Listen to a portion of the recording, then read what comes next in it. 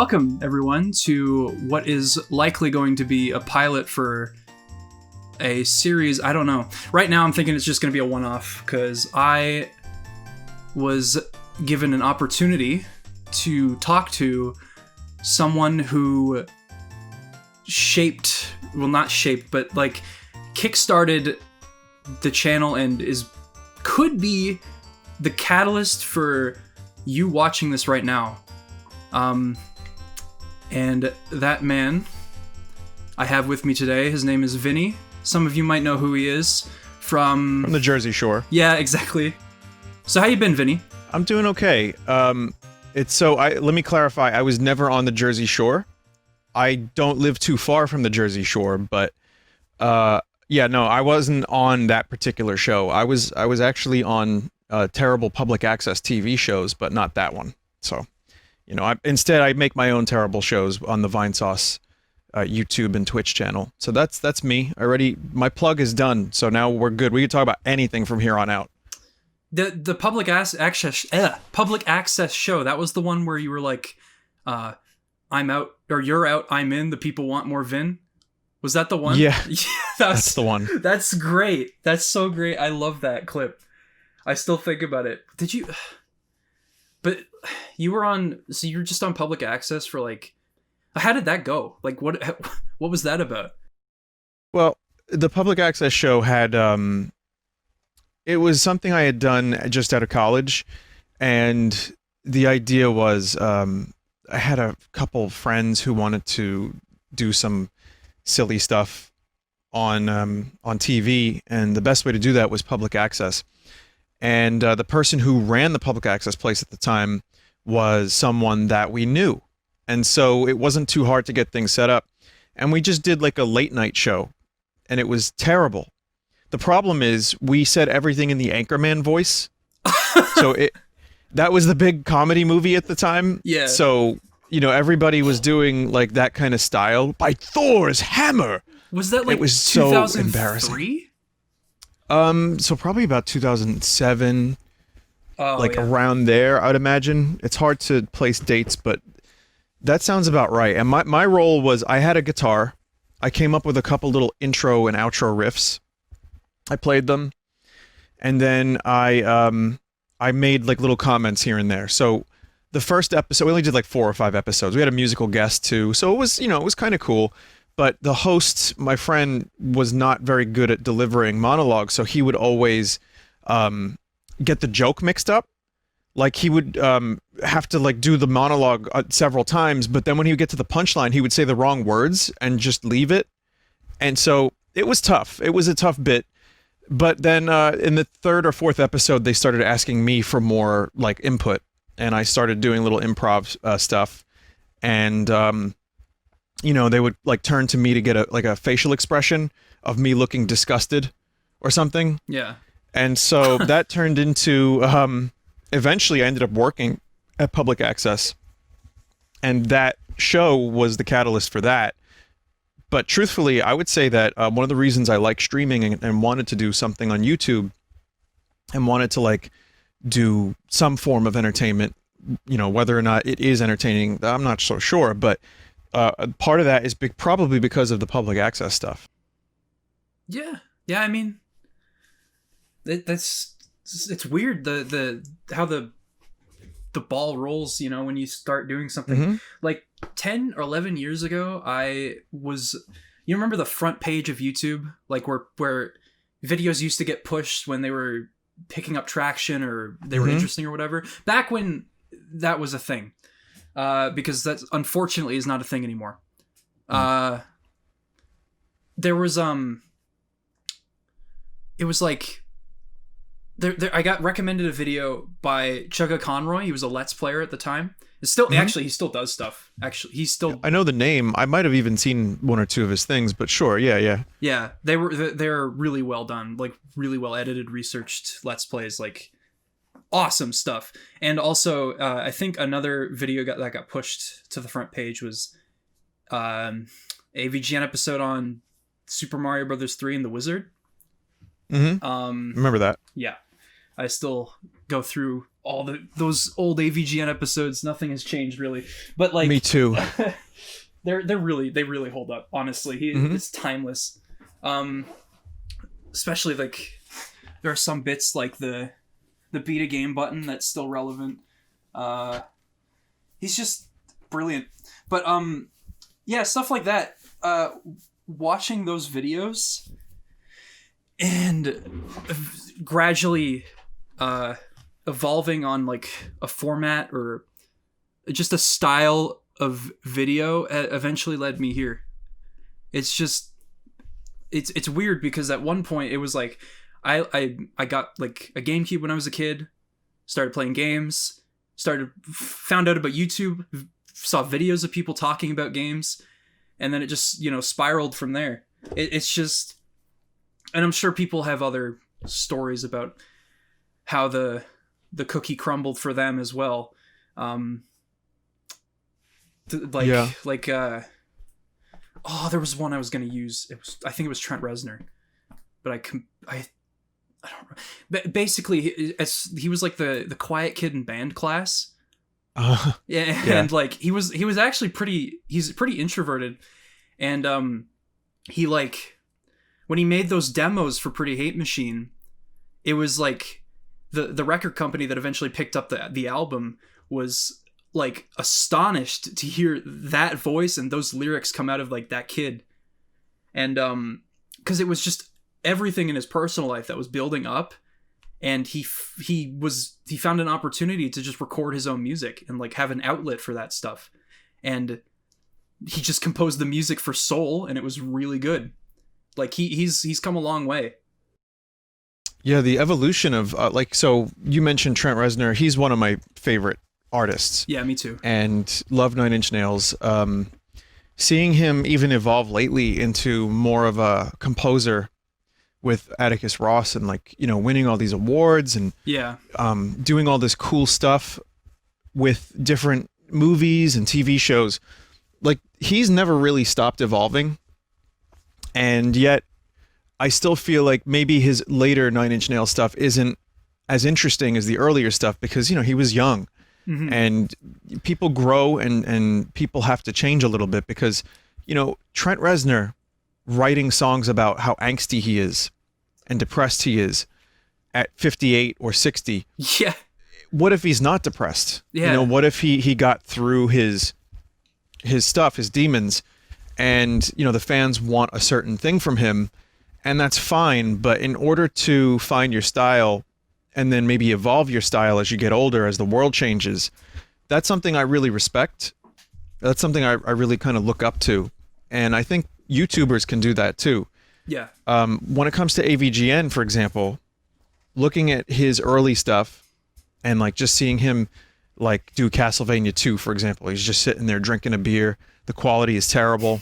Yeah. And then seeing him, use his more and more of his editing and his movie making skills in his videos was always like an evolution I love to see. And he was really good at it. And as he got older, like he's got a family now.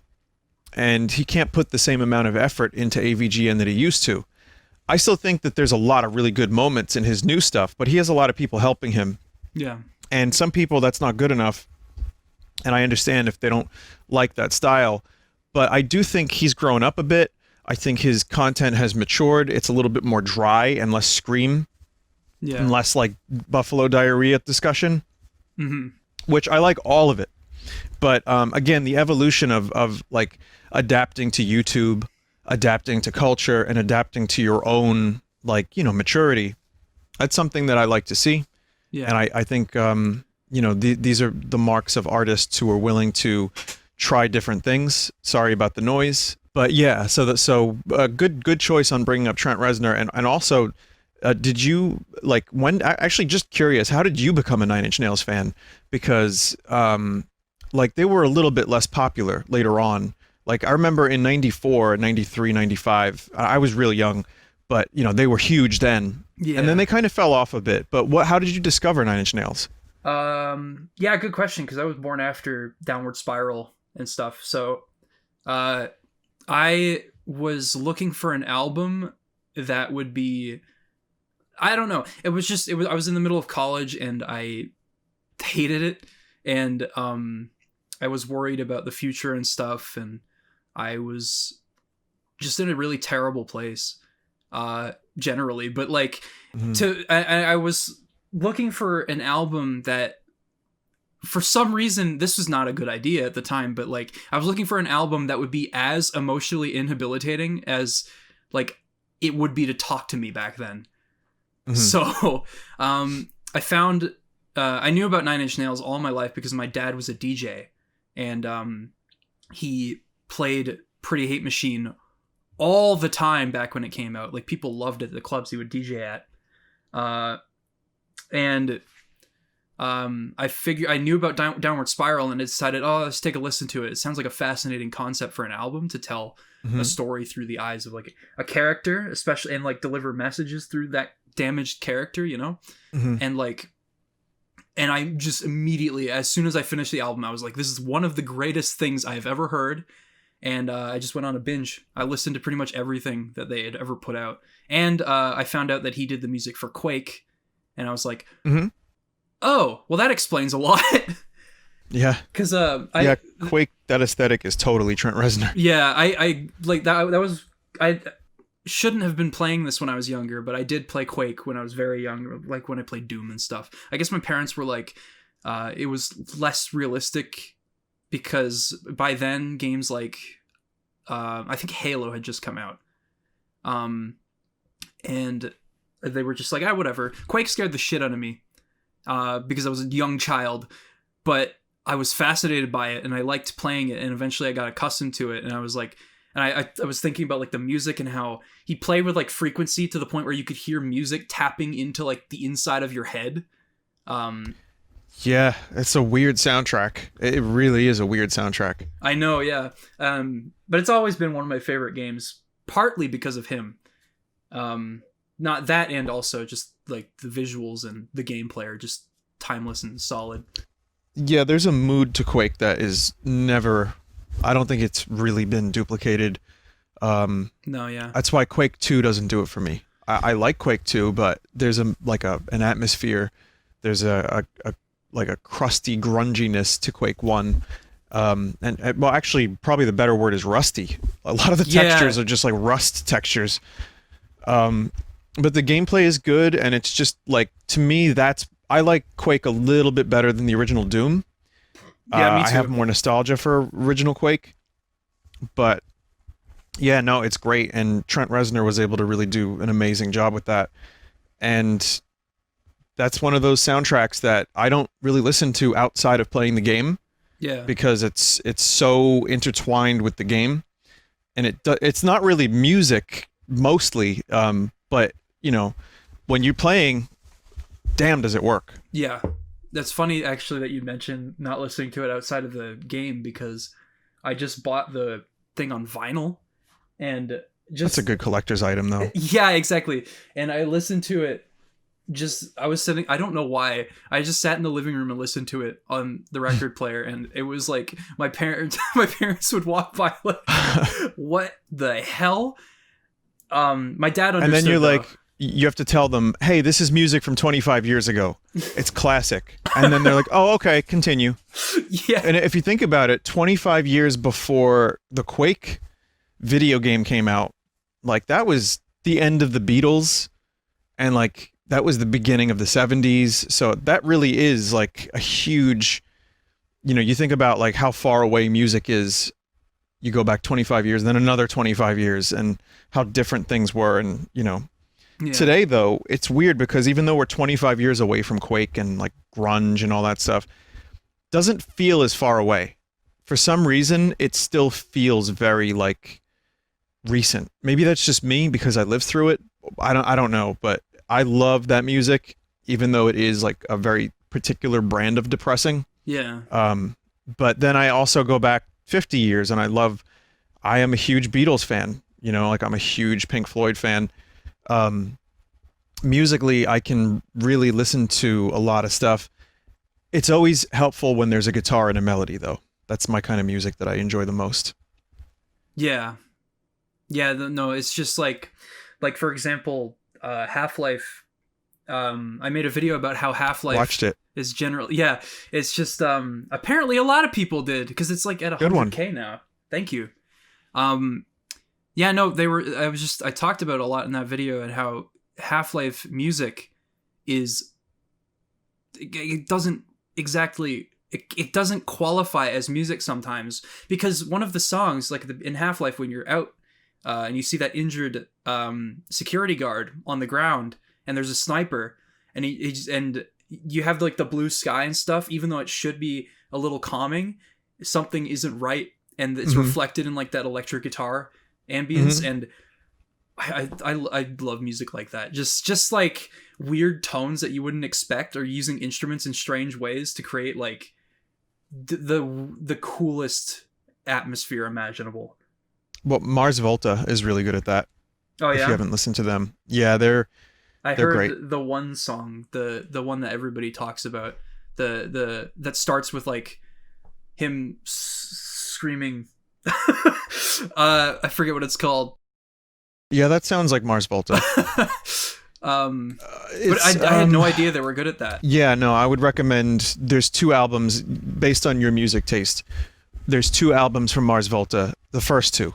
So Deloused in the Comatorium, which is much more pop, kind of, not pop, but like it's shorter songs. They're more digestible. And then the second album, which is my favorite because I'm weird, is Francis the Mute. And there's one song that's like 35 minutes, and it's just broken up into smaller parts. And there's a lot of weird guitar experimentation, strange tones, really interesting mood pieces. They fell off after that. There's still good stuff in their catalog for sure, but those first 2 albums blew me away. So high recommendation for those first 2 Mars Volta albums. I'd recommend them to anyone that likes guitar-based rock or prog-ish rock. It's hard to describe them, but yeah, it's good. Prog rock maybe. I remember kind of prog. I remember the song part of it. It's Inertiatic something. Inertiatic ESP. Yeah, that's the only song I've ever heard from them. But it was good. Cool. I had no idea that they were good at that. That's awesome. That's one of my favorite things about them, and they get better and better as the career goes on. But again, the songs kind of decrease in quality, in my opinion. But I do love those first 2 albums. That's a thing I like too. I think you can kind of get up your own ass with guitar a little too much, where you can start using it as a sound instead of like melody, which is cool too. But I like a nice balance. Like everyone points to Brian Eno, and it's almost like overrated, so to speak. Like everyone, Brian Eno produced this album, and he did these weird albums, and he did this strange thing with guitars. But he was one of the first producers that really did a lot of that stuff really well. And his solo albums and the stuff he did with Bowie and the Talking Heads, that's my favorite kind of weird guitar stuff. Mostly still sounds like a guitar, but something's a little different about it, and it can be used to create really interesting feelings and moods.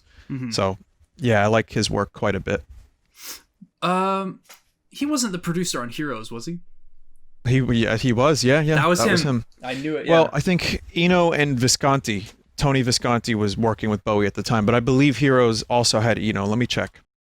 So this is your video game audience is probably loving this right now. Well, I mean, it's probably good that we get this out of the way, because actually that's a good point, because there were I was going to ask you Redvox related stuff during this, so we might as well talk about it. We can get to that later. That's Why don't we sandwich? We'll hide the video game stuff in the middle like a creamy nougat. Yeah, that's delicious. Yeah, that sounds good. So, and for the record, you were correct. Brian Eno is in fact had a lot to do with Heroes. He co-wrote the song, in fact. Oh shit! Wow. Yeah, dude's pretty great. Oh man, did you know about the technique he used to create reverb in that song? With the drums? No. I mean, when Bowie's singing, like he'd have microphones across the wherever they were singing. It was the studio space. Yeah, he was singing in a concert hall, and he had microphones as like audio gates, and they would open and close depending on how loud Bowie was singing. And it created, I saw a video on that. That's right. Mick Gordon talked about it at GDC. and it was really fascinating. Is he still alive? Brian Eno is still around, yeah. Okay. Yeah, I know he's really talented. Yeah, and I feel like between that and the drums on the album Low and Heroes, the way he had this machine, I forget what it was called, he called it like the Doom sound or something. Not interesting, that you mentioned Mick Gordon. Yeah. But the idea of the drum sounding so weird, they kind of like descend.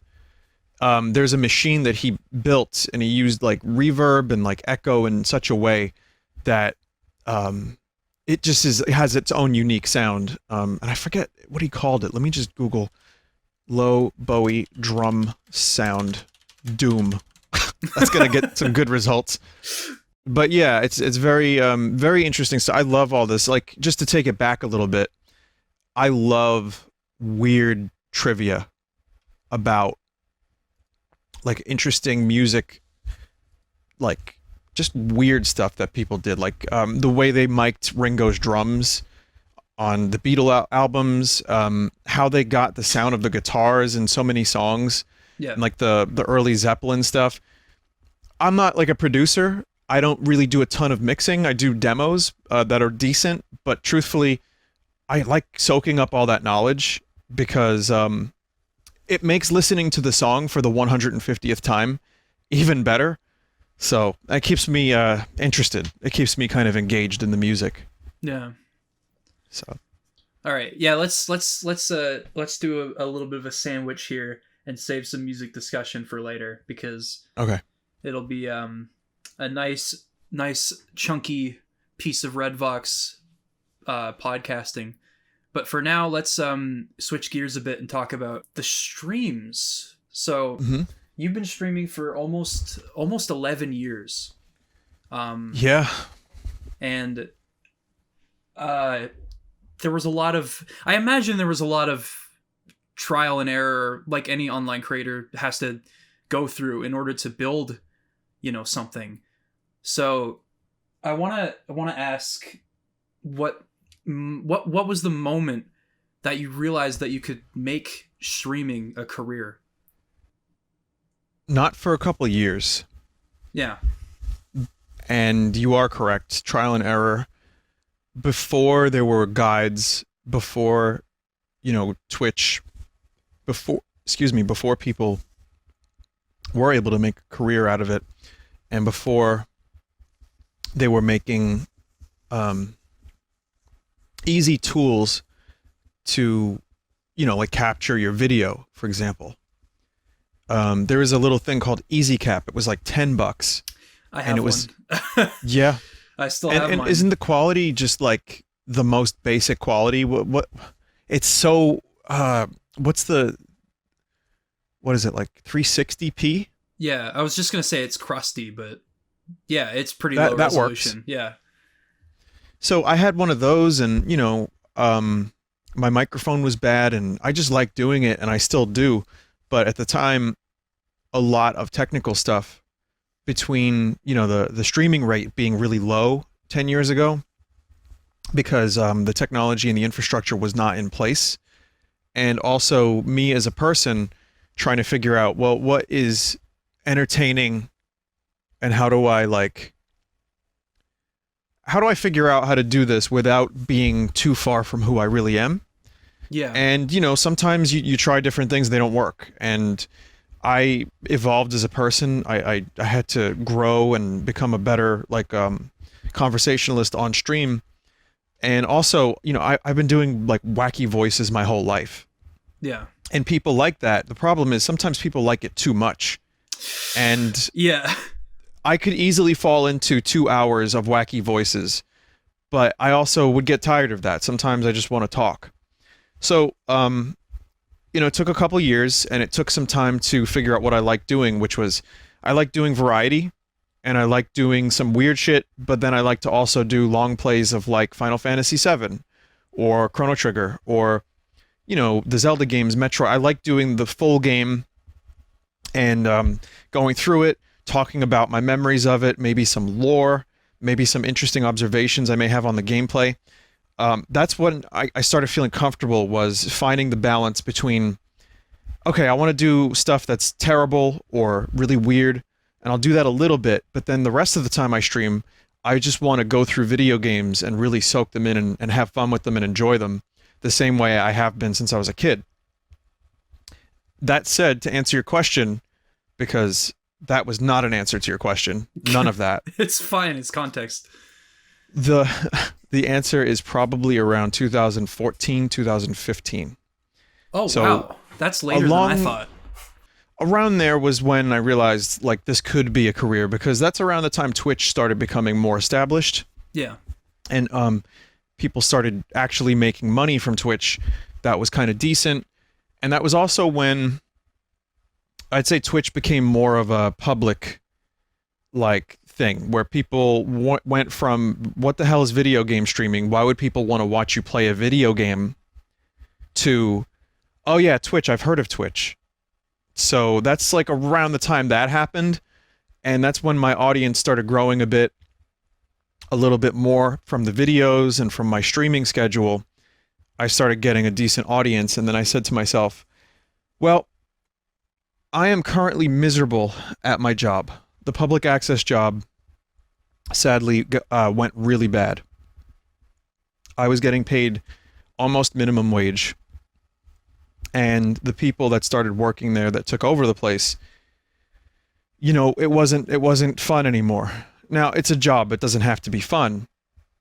But I mean, no fun allowed. Zero. And it felt really bad. And I was doing, I remember the straw that broke the camel's back for me was, I did a 3-camera shoot of a talent show, like a big college talent show, by myself. So I had to lug 3 cameras, set them up in 3 positions, by myself, had to get good audio. Then I had to take all the equipment back to my own car, drove it back to the studio after everyone was gone at like 11, you know, so not too late, but it was still annoying. Then I had to edit the whole thing by myself. It took about 3 weeks to a month just to get this thing in good shape. I had to do all the graphics myself. All the sound, when it was bad, I had to switch microphones. I had to figure out how to equalize it. And I had to use all 3 cameras, and using, by the way, not a good editing PC. So like there were crashes. It would take a while to do a render. And then I finally did it, and it was like a 2-hour-long program. I was really proud of it. And none of the people higher up thanked me. None of them said good job. And then when I asked for a raise, nothing, you know, and in fact, I found out other people got a raise, but not me. And I think one of the reasons for that is I was one of the people that would talk back. I was like, hey, I don't agree with this. You know, this is not, why does it have to be like this? Can we try something different? I was there for 5 years. I thought maybe I was entitled to share my opinion. And then eventually I just, you know, they were giving people a quarter raise, a quarter. So I didn't even get my quarter. And that was around 2014, and I freaked out, and I didn't want my audience to feel like, okay, well, this dude doesn't have a job now. You know, he's just going to leech off of us. But the thing was, through just ads alone, without having to push products too much or without having to like take donations, I was able to live. In fact, it didn't take long after that where I started streaming a bit more, and I made just as much as I was making at my job.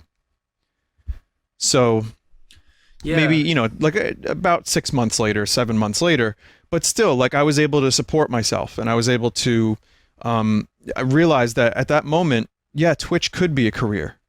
Now, the problem with that is if you turn it into if I don't stream this much, I'll be homeless, that's not good. And your streams will suffer for that, in my opinion. So I had to work really hard I saved a ton of money, so I made sure that wouldn't happen. And I worked really hard at thinking, this is still something I love doing. And while I'm glad I don't have to go to a job that doesn't appreciate me, I'm really happy I can do this, but I have to be careful not to take like too much advantage of the situation.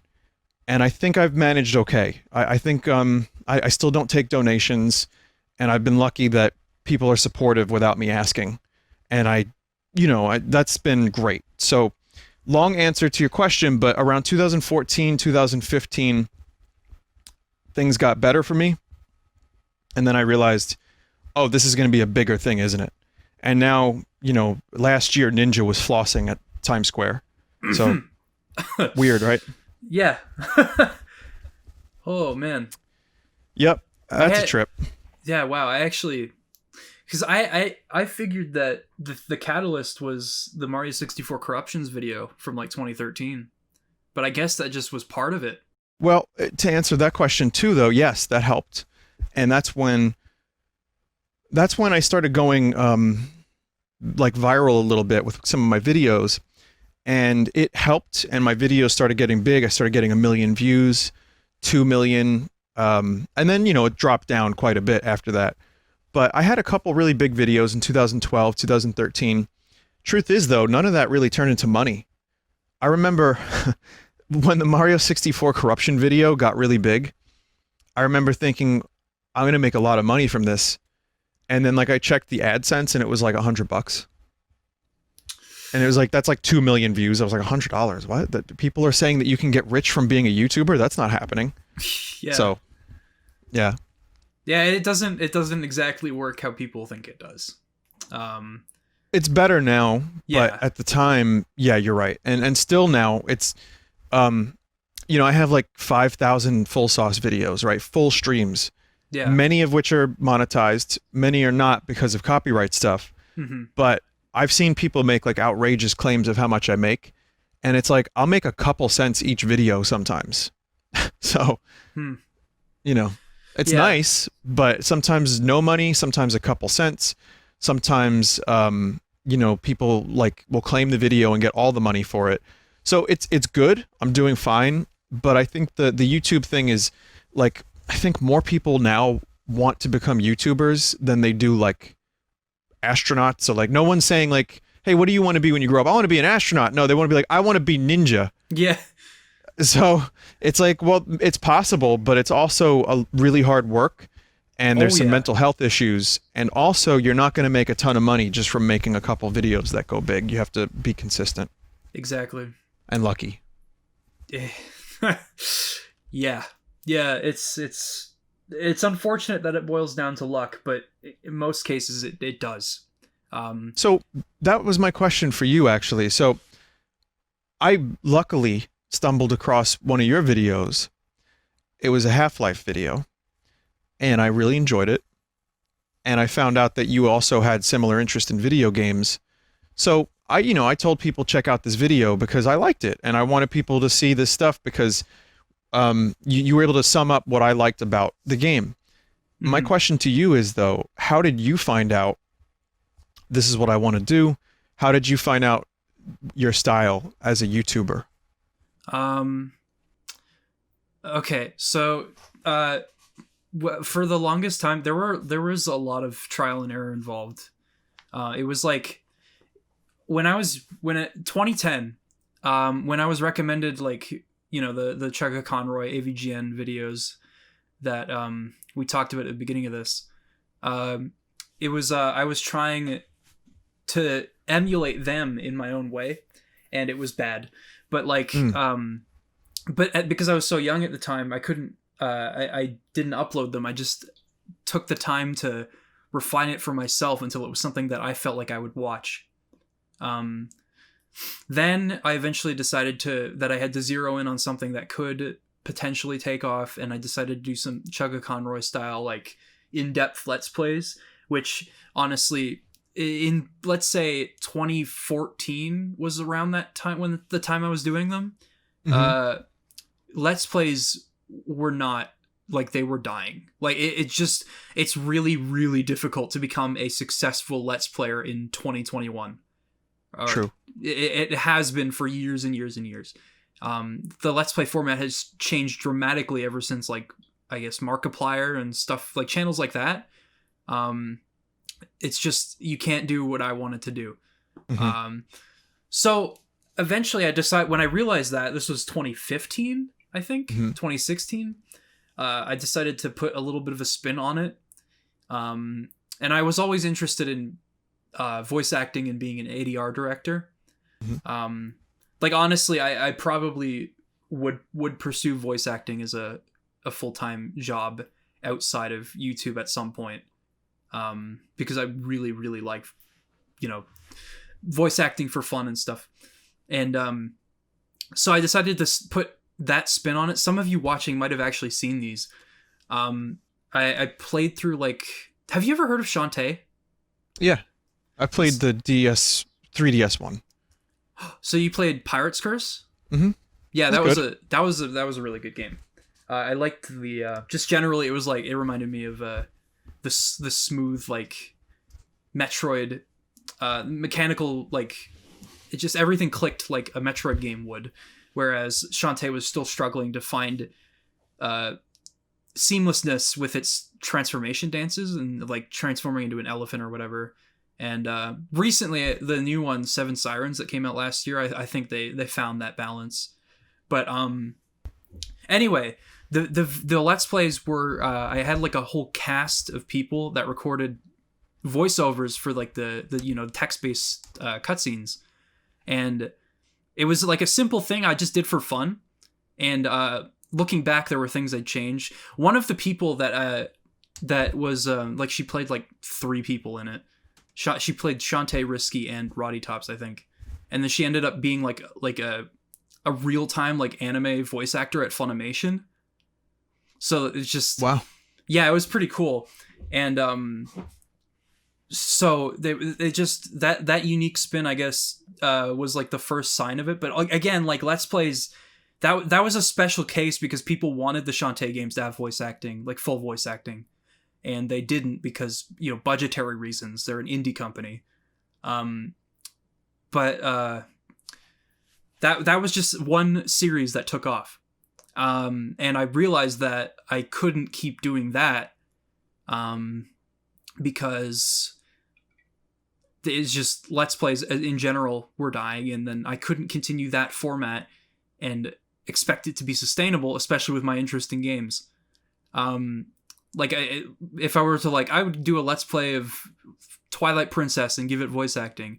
Plenty of people have already done that, and a Let's Play format would just be like, we'll just watch such and such, or, sure. It didn't boil down to much.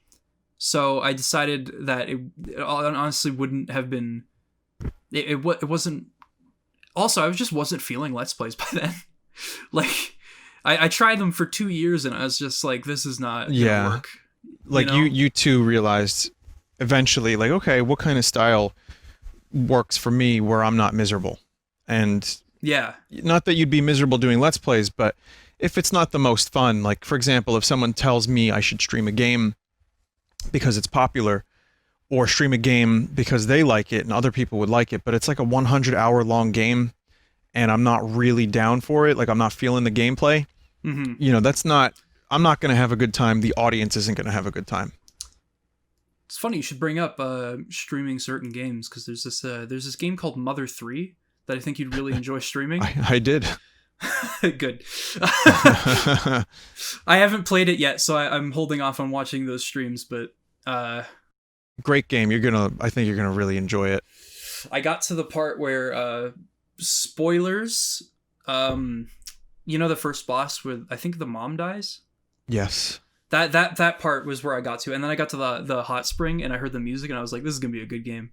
Oh yeah. No, I someone with no nostalgia for that game, just having played it, kind of knowing Earthbound, but not the full Mother 3 story and experience, I can tell you it's one of my favorite RPGs at this point, I think. Not to oversell it, but I really loved it. Yeah. To get back to what I was saying, because I don't think I answered your question. This is essentially, this seems to be a running theme. It's after that I decided to take the AVGN route, but like obviously not AVGN in the sense that I would do what he did, because that also wasn't going to work. He figured out something that was timeless. Trying to emulate that, especially in a changing landscape, not going to work. So I decided to go for something more like JonTron or Kid Icarus, or stuff like that. And people actually liked those early videos. They got like a couple thousand views. or like 900, 800 views. Okay, not a bad start though. Like that's pretty. Yeah. That's Keep pretty in good. mind, I had an audience from like those Let's Plays that actually like initially took off. Oh, true. So I but it was, you know, I was proud whenever a video would hit 1,000, which is honestly, you should be proud. That's 1,000 people. Like if you're a small creator, like 1,000 views, that's 1,000 people. That's like an entire concert hall. Like just sitting, well, not concert hall, but you know, like that could be a small like venue, like at a concert. Not it's just to put that in, like to visualize that.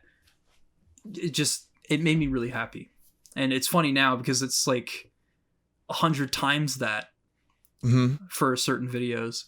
And that's the effect of like getting like a bigger audience and still trying to realize like, oh, you know, this is still a really big audience. And then like if you set goals for yourself where you want to have a bigger audience, that's fine. But it's also worth remembering that even though you get used to the new level of numbers you have, that's still a huge amount of people. And I think some people can't help but strive for more and more. But like, I think it's good to know, you know, how lucky you are when you have that. And that's really cool that you're able to say that. That's one of the things I try to do sometimes too, is visualize just how many people are in the audience live. And I'm like, that's like half a stadium. Yeah. It's not true. I mean, it's, let's say 10,000 people on a Sunday. Yeah. That's not a stadium, but you know what I mean? That's a lot of damn people. That's a big like theater. More than that. So I'm very lucky to have that. And yet it happens so gradually that you just tend to get used to it. And over 10 years, getting 10K people, let's say, it just feels like I'm talking to a couple people still. But yeah, it's clearly, you know, a lot more than that. Mm-hmm. Yeah, no, it's just nice to put that in perspective. So then, right. So the next year, I kind of realized that what I was trying, the internet funny man, like kind of those kind of videos, and calling them reviews as well, probably wasn't accurate. I gotcha. So, Breath of the Wild came out, and made a video on that game, and I realized like I like making long analytical videos about the games I like. But this video took so much work because it was Breath of the Wild. Also, it's not very good. I'm probably going to unlist it because a proper Breath of the Wild video will happen in 4 years or something like that. It'll take a while because I got to get to all the other ones. Like, and I also have to mentally prepare myself to talk about the Zelda games that I really, really, really like, because I'm still got to get through Wind Waker, Twilight Princess, you know, stuff like that.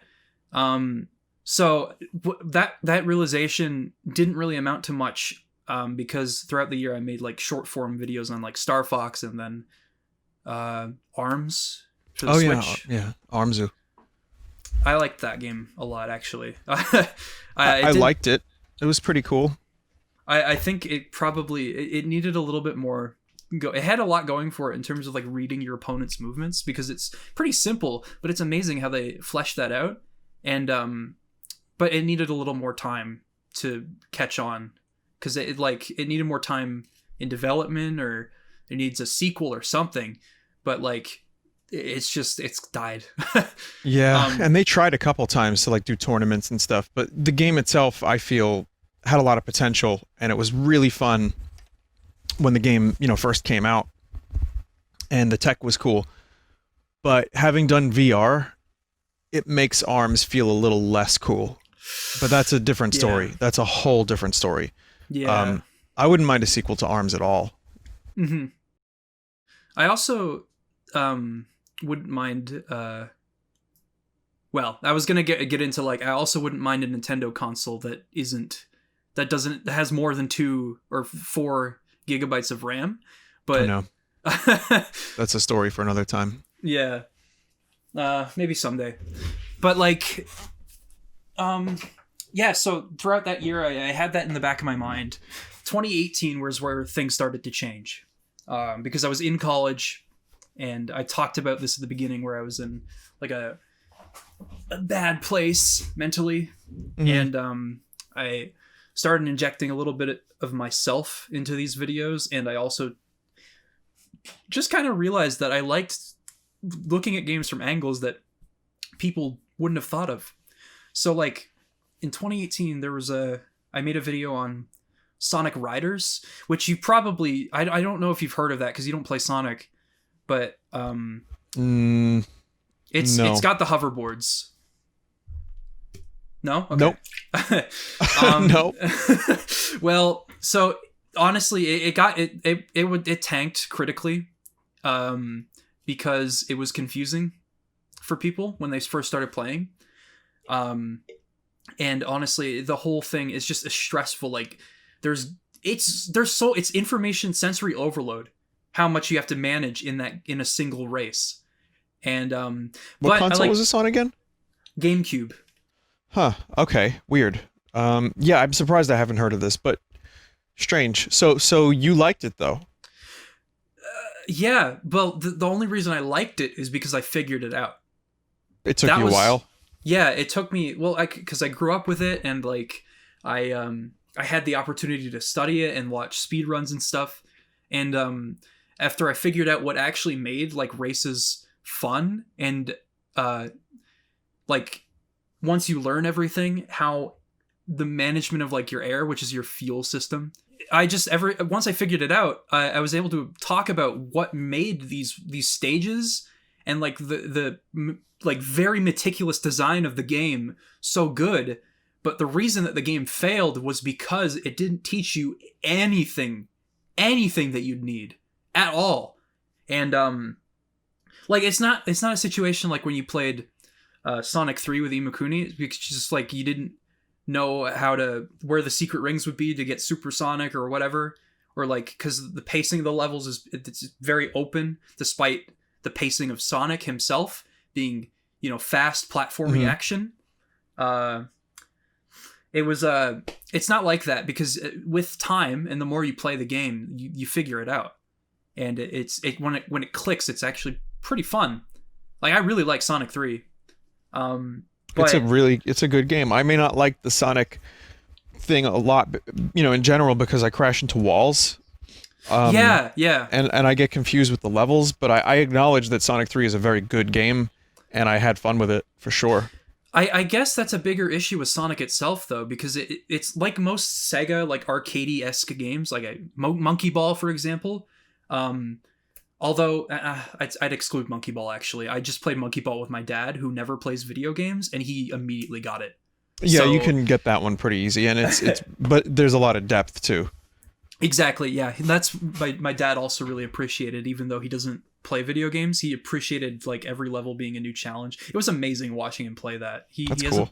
Yeah, he stopped playing video games in the 80s. Like outside of it, he played Mario Kart and Doom. So two good choices. Yeah, exactly. But yeah, no, that was it's a bigger issue with Sonic itself to newcomers, and unless you put the time in to learn the stages. Levels. And, yeah. But Sonic Riders, it was like to the extreme. Like you just couldn't figure it out on your own, unless you like maybe looked in the manual or watched videos online. You just nothing. Right. So that was the angle I approached it with. Video exploded, like after obviously you came along, but like it just, that video was a stepping stone for me. And after that, I made a video on Spyro the Dragon, which surprised me. That was when the remake first came out. I was surprised by how much fun I had with it, and like how focused it was on collecting and exploring. I don't want to reiterate everything, but like. But had you played Spyro before that came out? Yeah, Spyro 1 and 2 were some of the first games I ever played.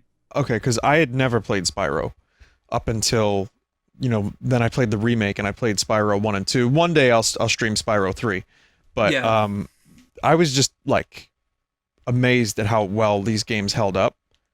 Whereas I don't really care for Crash Bandicoot. I had the remake, I enjoyed it, but I didn't love it. Spyro I thought was just phenomenal.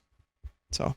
Yeah, it was Crash and Spyro are also very different experiences when it comes to 100% completion. Like, True. Crash is brutal sometimes. It is, yeah. But Spyro, even though it can be challenging in certain areas, like if you've ever played Treetops, getting the secret egg there and getting all the gems on Treetops is very, very tricky. And it's one of my favorite levels in the game, but it's very tricky, and some people don't like it. I didn't love it, but I did 100% it, if I'm not mistaken. I'm pretty sure I did. Yeah. But it was like persistence versus like, oh great, I jumped on the turtle and I went through the turtle. So that happened a lot with Crash. I still like Crash, but it didn't click, whereas Spyro was a game that I had never played and it clicked immediately. Doesn't hurt that Stuart Copeland of The Police, one of my favorite bands, did the music and did a fantastic job with the music. Those rhythms, those melodies, man, they're so good. Very good composition, and very unique too in the world of video games. Very memorable. But I approached the game from that angle, right? The 100%, like, this is what you need to do, but it's very laid back, and although it can be challenging, that challenge is up to you. Kind of like it was a angle that nobody really approached the game with, and that analytical style just kept evolving more and more and more, and I really liked it. And obviously I could still be me, I could still bring personality to the videos, and I found something that really clicked. Oh, by the way, on the topic of Spyro, do you remember the hub world music in Spyro 2 and like how the ambience sounded? No. I don't remember it. No, sorry. Well, that's okay. It's just I remember, I think Stuart talked about that being a very personal experience for him, composing those tracks. And like the Winter Tundra has always been like one of my favorite. It's a simple hub world, but it's always been one of my favorites because of the ambience he created. I probably liked it. Like I don't remember it, like I couldn't recall it right now, but I probably really enjoyed it when I heard it. Like I almost, streaming that game, people were probably sick of hearing me say, this is a cool song, this is a cool song. Love Stuart Copeland, this is a cool song. He's my, probably my favorite drummer of all time. Maybe in my top 3 at the very least. So he imbued a lot of like drumming into his talent as a drummer into the soundtrack too. Absolutely, which is another thing that makes it a unique soundtrack. And I'm not a drummer really, but I like listening to people play the instrument well, but then figuring out like, oh, this is a drummer that was able to turn his patterns into melodies. It's extra cool. Like it just adds another element to it that I think is what makes. I would have loved to see Copeland do more soundtracks for video games. I'm surprised he didn't. Yeah, he just did Spyro, and then you know what? He did movies. Yeah, he did. I was gonna say he did Spyro Enter the Dragonfly as well. And that game is infamous. Yeah, it was infamously terrible. And when he was working on it, he was like, the creative experience was not like, it was not the same. There was no collaborative effort. And after that, he just dipped. Like, he probably felt it. He probably felt like how stifled things were by that time and like corporate. But that's a different story. Yeah. So, but to get back onto, like, that was the video where you said you kind of found your voice on YouTube, where you felt most comfortable, you would say? Yeah. And also that's the one that the audience responded to the best. Not pretty much. Not immediately. Like I see. Okay. Yeah. But it was retrospectively, yes. Yeah, sorry about the tangent about Stuart Copeland music. I love it. No, this is like, freeform is better for a podcast than interview. You know, like I'd prefer this style. So it's all good. Yeah, no, this is great. So 2019 comes along. Big year for me. I graduated college. I made a video on Epic Mickey in February. I remember that game. I never played it, but I remember it. So, do you know the story behind Epic Mickey? Like, who made it? Warren Spector? Yes. I don't know the full story, but if you wish to enlighten me in short form. Yeah, I'll keep it brief. Is there a lot to it? Not really. It's just like there was like this beautiful concept art of like dark Mickey Mouse with like him fighting a giant blot of ink, and like he wanted to make it an immersive sim where your actions would have severe consequences on the world. And Disney didn't want that. Yeah, they dipped at the very end. They were like, no, get it out of here. As the game took shape, they were like, we don't like this image of Mickey. Essentially, it's not. They didn't explicitly say that publicly, but everybody that played the game got the impression. So, wow, well, that sucks. Yeah, probably would have been so much better if the original vision was followed through too. No. Yeah, honestly, the best part about the game is like the puzzles that come into play with painting and thinning out the world, but even that is scarce, so it ends up being kind of whatever, and the sequel isn't very good either. But I didn't even know there was a sequel. Yeah, he wanted to make it a trilogy, and no, Junction Point went under. Damn, so, I had no idea. Yeah. Yeah, he ended up working with Ubisoft, was it? Well, he had a studio at one point. Okay. Gotcha. They worked on like Underworld Ascendant, or something. I think, I don't know. My friend of mine worked with him. Underworld? You're talking about like the vampire movie? I don't know. You're gonna have to Google Underworld Ascendant, but I'm not. No, yeah, it's Underworld Ascendant was just also infamously bad. Okay.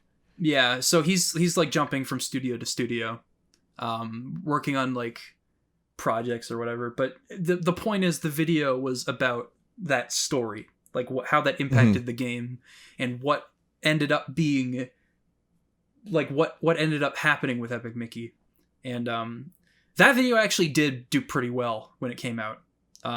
It took off later, but it did pretty well when it came out. Okay, so that's good. So you're this is like momentum building then. Yeah. This is just like the trail of how you got to when people started really noticing your videos and started kind of picking up speed, right? Yeah, and it's funny though talking about this, because I boil a lot of this down to luck with you discovering it and like that actually getting the ball rolling. Had the video not been notable, like, or good, this wouldn't have happened. So I don't think it has to do with luck. I actually think it has to do with years of work and thinking about things. That's true. It's a combination. Like, I do think that it's almost like a little bit of magical thinking, but you know, when you put hard work into stuff, eventually it does get noticed, even through like some kind of coincidences that may happen all at the right time. There's a lot that people would call luck that I feel has to do with being in the right place at the right time because you worked hard at it and because you kept at it. That's something that is hard to put your finger on. But I think luck can get you there quicker. Yeah. And luck can also help get you a little bit of a boost so that people can notice your work. Now, you can lead a horse to water, you can't make them drink. Yeah. That's the old saying that really holds up. It's so true because I've promoted people. I've had other streamers really, really good at what they did, or so I thought, and I still think so. And, they'll do well, but I think you can promote people until you're blue in the face. The truth is, as I've learned, you have to have, like the content. People want to see, like, can you deliver? And also, when it comes to streamers in particular, this is a very uniquely streamer thing, is some people can only really watch a couple streamers, because if you think about it, like, I stream for 4 hours a night. Some of my other streamer friends do 3-4 hours or more. So if you're watching like 8 streamers, and you're following them consistently to know all of their work, that's like a lot. That's a lot of your day. That's a lot of your time. And when it comes to videos that are maybe an hour long for YouTube, someone who makes 20-minute videos, who does really interesting video essays on video games, you have more room for that because you can just watch the hour-long thing and it's like, great, I'll watch the next one in a month, a week, 2 weeks. Whereas a streamer might be live every night. So in my experience, like, I've been able to promote YouTubers and give them a little bit of a boost. Maybe none so much as you, because you were like kind of, you were known a little bit, but like I'm glad that it helped as much as you say it did. I'm just surprised it did, but I'm happy it did if it did. But with streamers, I've promoted other streamers, I've hosted them, I've had them on, and that's a lot more difficult. Yeah. And it's random too. Like some days people just may not want to watch a new streamer or a YouTuber. But that said, I've always chalked my experiences and success up to luck, but also, consistency and hard work, and also working on myself and doing the best I could so that if people did notice, hopefully they'd find something that they would like. So yeah, it's an interesting thing to think about, and it kind of comes down to a number of factors, in my opinion.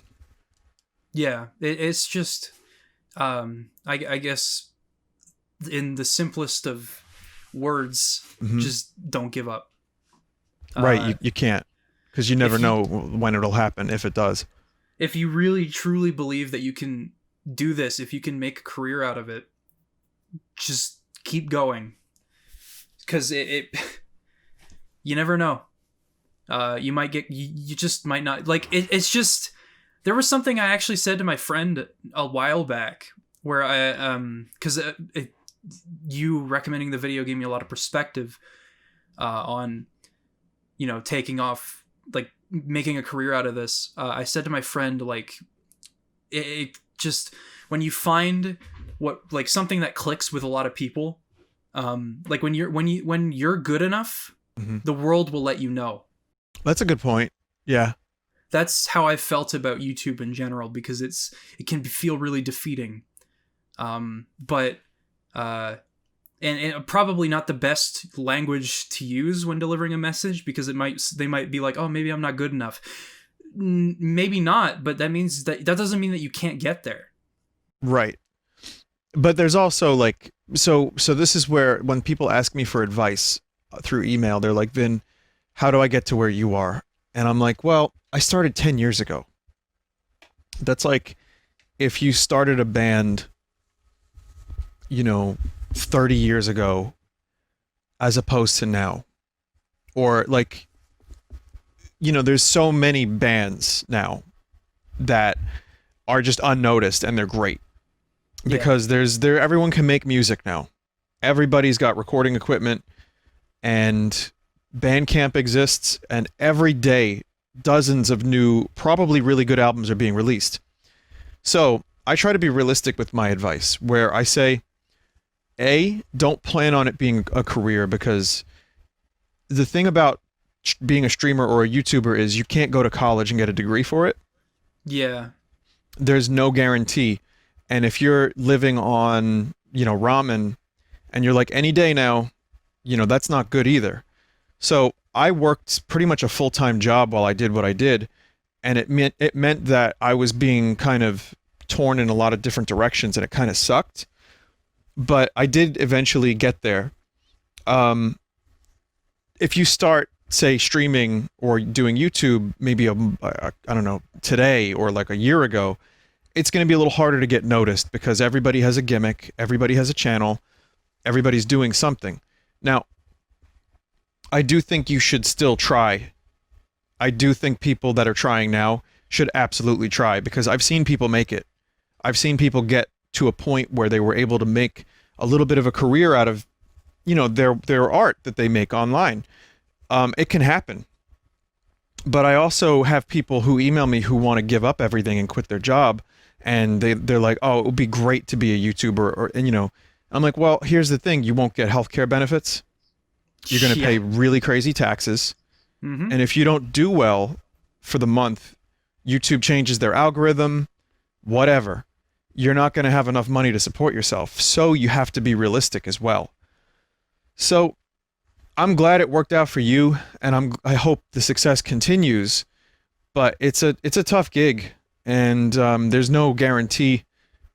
And I want people to be secure in their finances before they make the attempt. So that's usually my advice when people ask. Not that you did just now, but I wanted to at the very least share my thoughts on that. Yeah.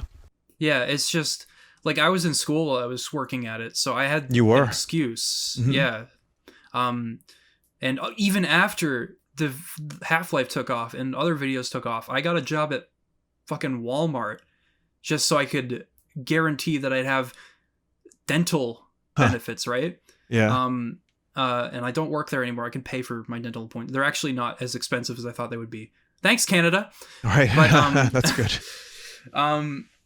So it's just like there are decisions and sacrifices you have to make, but yeah, you can get there. Just oh yeah, Vinny's right. Be realistic, but also be positive, and know that you can improve, and know that sometimes things work out in your favor as long as you keep trying, as long as you keep working at it. And one more little piece of advice is you can't really compare your success to other people's success. Yes. I've noticed that drives people crazy. Yeah. Not worth it. No, yeah, it's not healthy to compare yourself to others. It's just, but you know, you're your own worst enemy kind of thing. Yeah. And that's okay too, because then you can work harder on your content instead of looking at someone else's and say, what are they doing that I'm not? And how do I get there? Because maybe I deserve it more than them. You know, I've seen people do all kinds of mental gymnastics, and none of it really is healthy. So the best thing to do is to kind of, God, it's one of my stupid lyrics, but only compete with yourself at your best is still something that I hold true. You know, that's like a really important piece of advice that I learned that I still believe is very relevant. Yeah, it's that was a good album. Oh, thanks. Well, yeah, no, I appreciate that.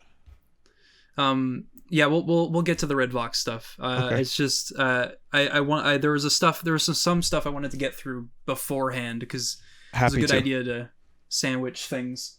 Yeah, so my favorite stream of yours, and it always will be, probably, I don't know.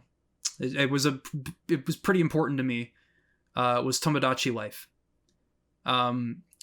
Mainly because it established, like, not only was it like the perfect stream game because things would just happen in it that would be perfect for the audience and for you to play off of, but you could also improvise based on things that happened in the game and create like great narratives around them.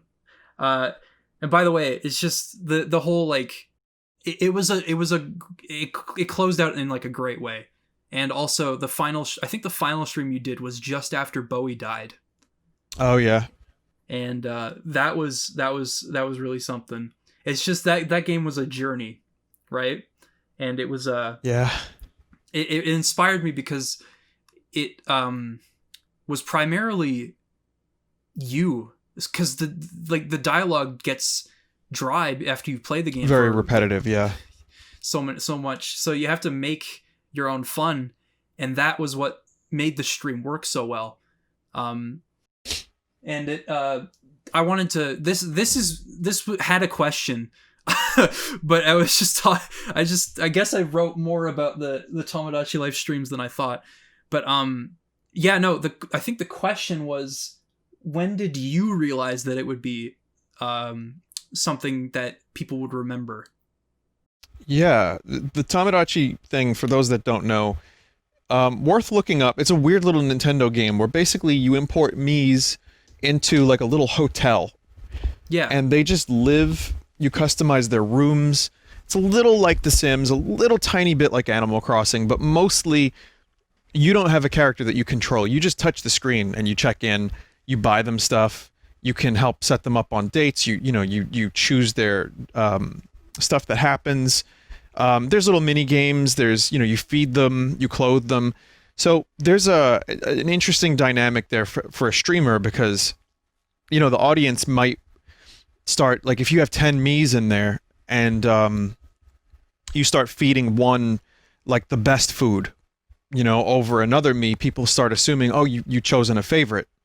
So I noticed early on that I ran out of stuff.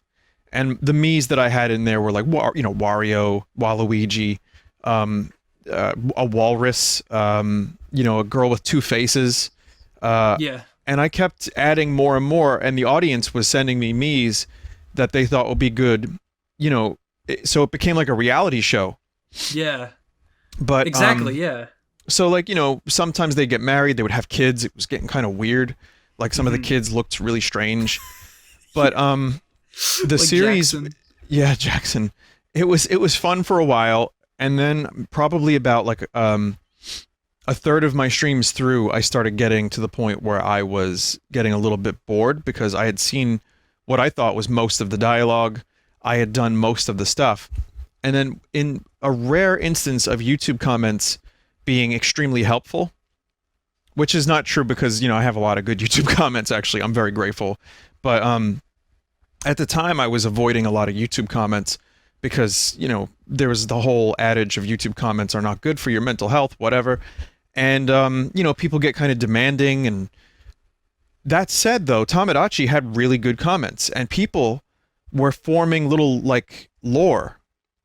Like, they were kind of,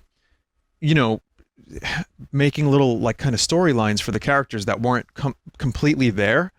But they saw little connections.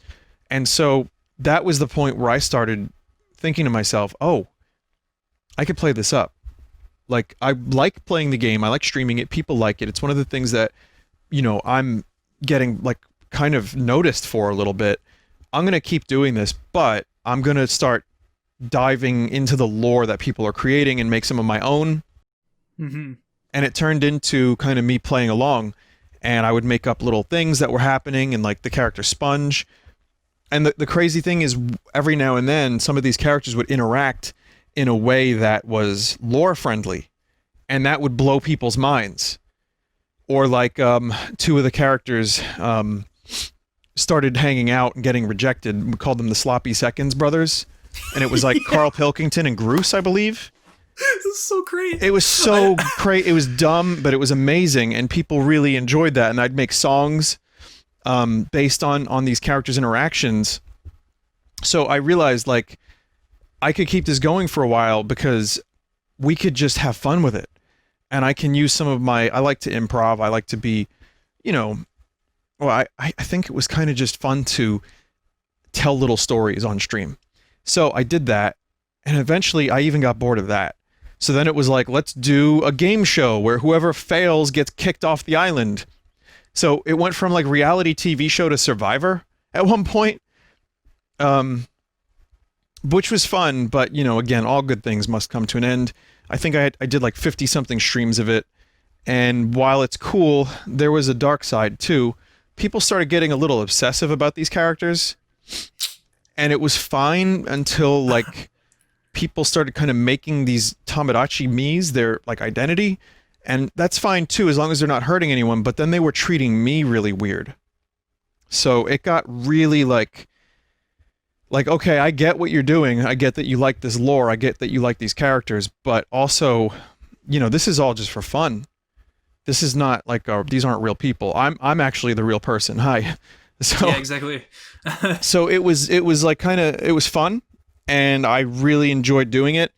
The problem is I just ran out of stuff, and I just, sometimes when I stream, I don't want to do exactly that kind of stuff, and I just want to play a video game. So I'm glad it ended when it did. If another Tomodachi game were to come out, I would play it. But the truth is, I don't know if it would ever be as elaborate as that one got. Because that got really elaborate. And there's like still to this day, I believe there's like a TV tropes page that's many, many, many pages long about all of these characters. So, good time. 90% positive at the very least. And people still remember it and like it. And thank you for saying that you do. I'm glad. Yeah, I can't believe it. Yeah, it was 2014, 2015. That was a good run. I was always excited to see Vinesauce's streaming Tomodachi Life pop up. So you watched that long? Yeah, I watched it from the beginning to the end. Were you so when I recommended your video, were you like in my audience? So I saw you were streaming Half-Life 2. I was working on something, and I decided that I would watch it the next day on the Full Sauce channel. Then then I checked my YouTube comments after I took a break, and 20 minutes ago there were 17 that said Vinny sent me here. That's cool. And I was like, so this is a little embarrassing for me to admit, but I don't care. When I saw that, I was like, I think first of all, dopamine, but second of all, a bigger, the bigger picture kind of materialized in front of me. Like this is a really big thing that is happening, because this could lead to something more. And it did. So would you say it did though? Like it really did that lead to a lot more right away, or how did that work out?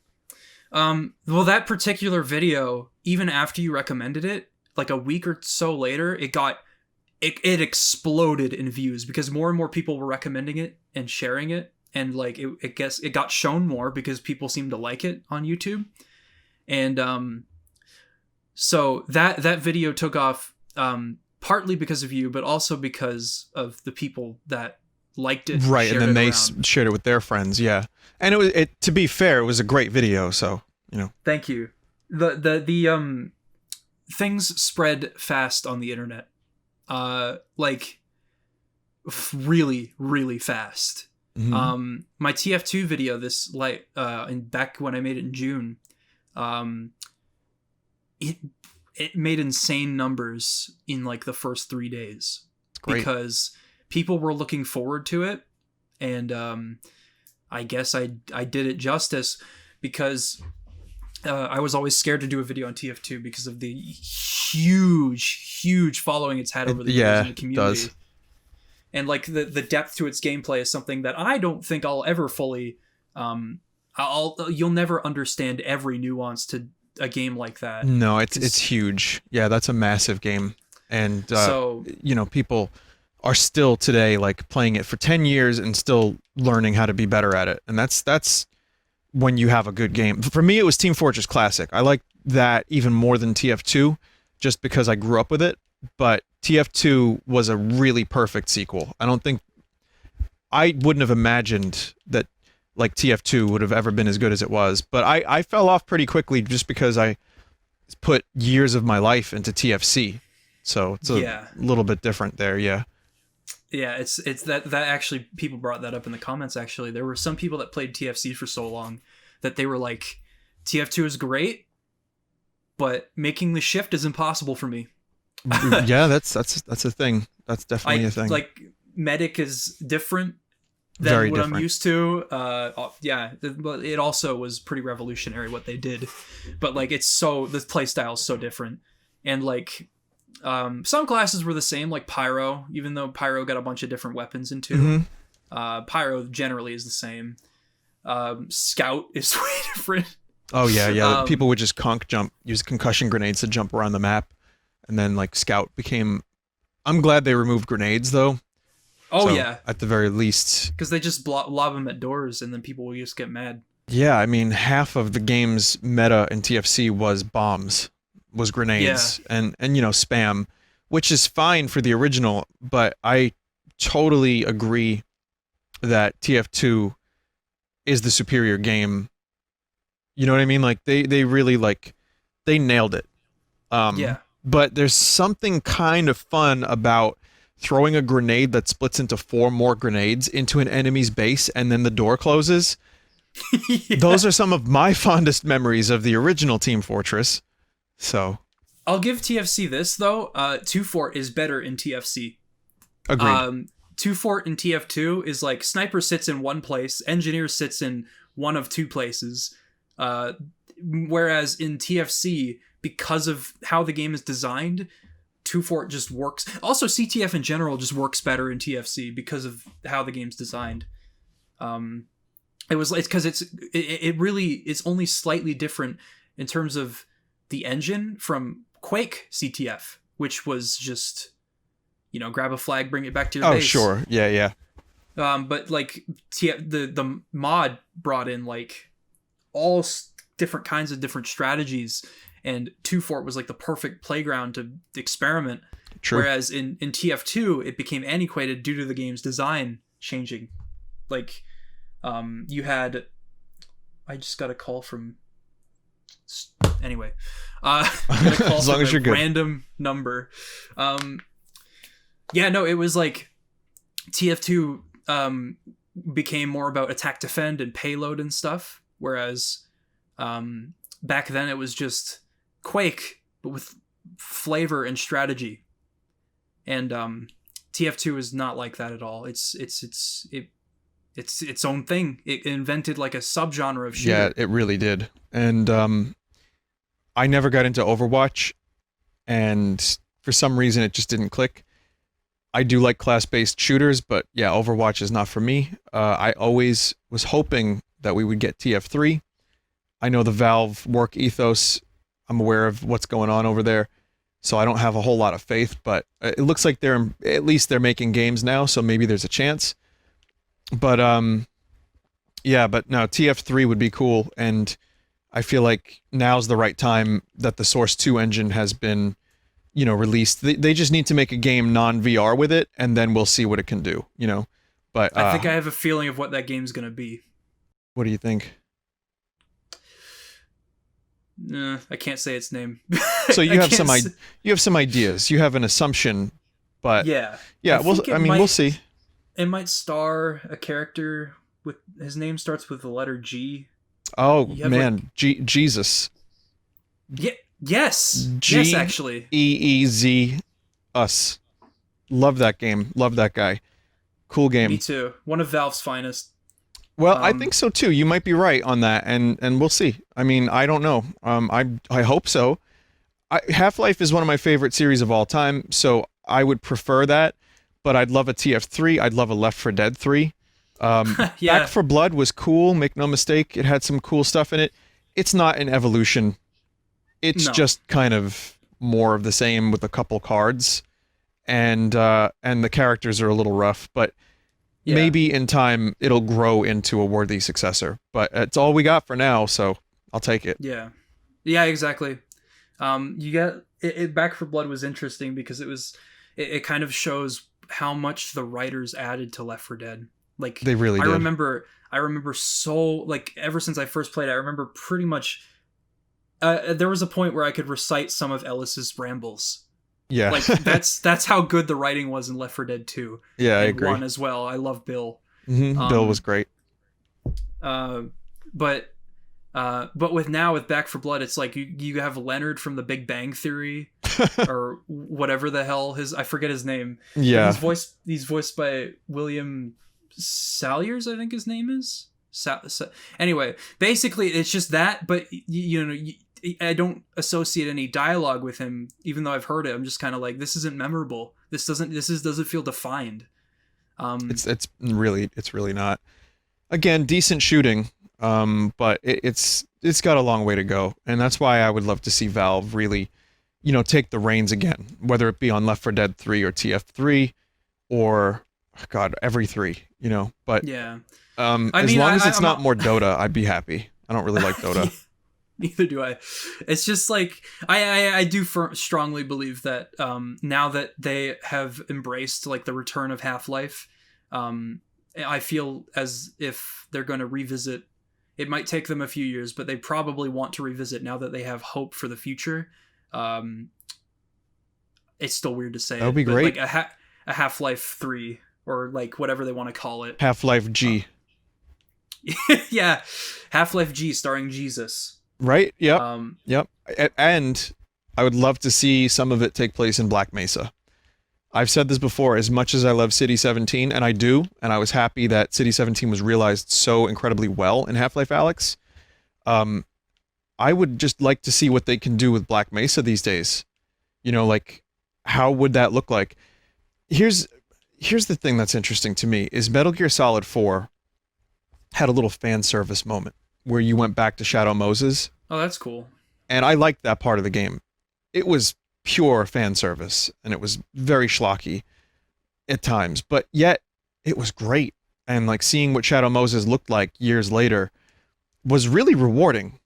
I would love to see some version of Half-Life G where you are teleported to the remains of Black Mesa or whatever, or G-Man puts you there, whatever, and you have to go in, you have to find like a thing that Kleiner was working on, maybe the Tau cannon, you know, and it's like, we need this, Gordon. You know, this is what's needed at the moment. And you go, maybe the whole game doesn't have to be set there, just because I like that they didn't do Black Mesa again with Half-Life 2. That's a really important step that really worked, because, you know, you don't want to repeat yourself too much. And they created a classic by doing a different thing. But Black Mesa is my favorite thing because I was always obsessed with like Area 51 and like conspiracy UFO stuff. Thought that stuff was really fun and interesting. And Black Mesa, still to this day, is one of my favorite settings in any video game. And just seeing all the weird experiments and like the scientists walking around, then like the tram segment in and of itself is still incredible.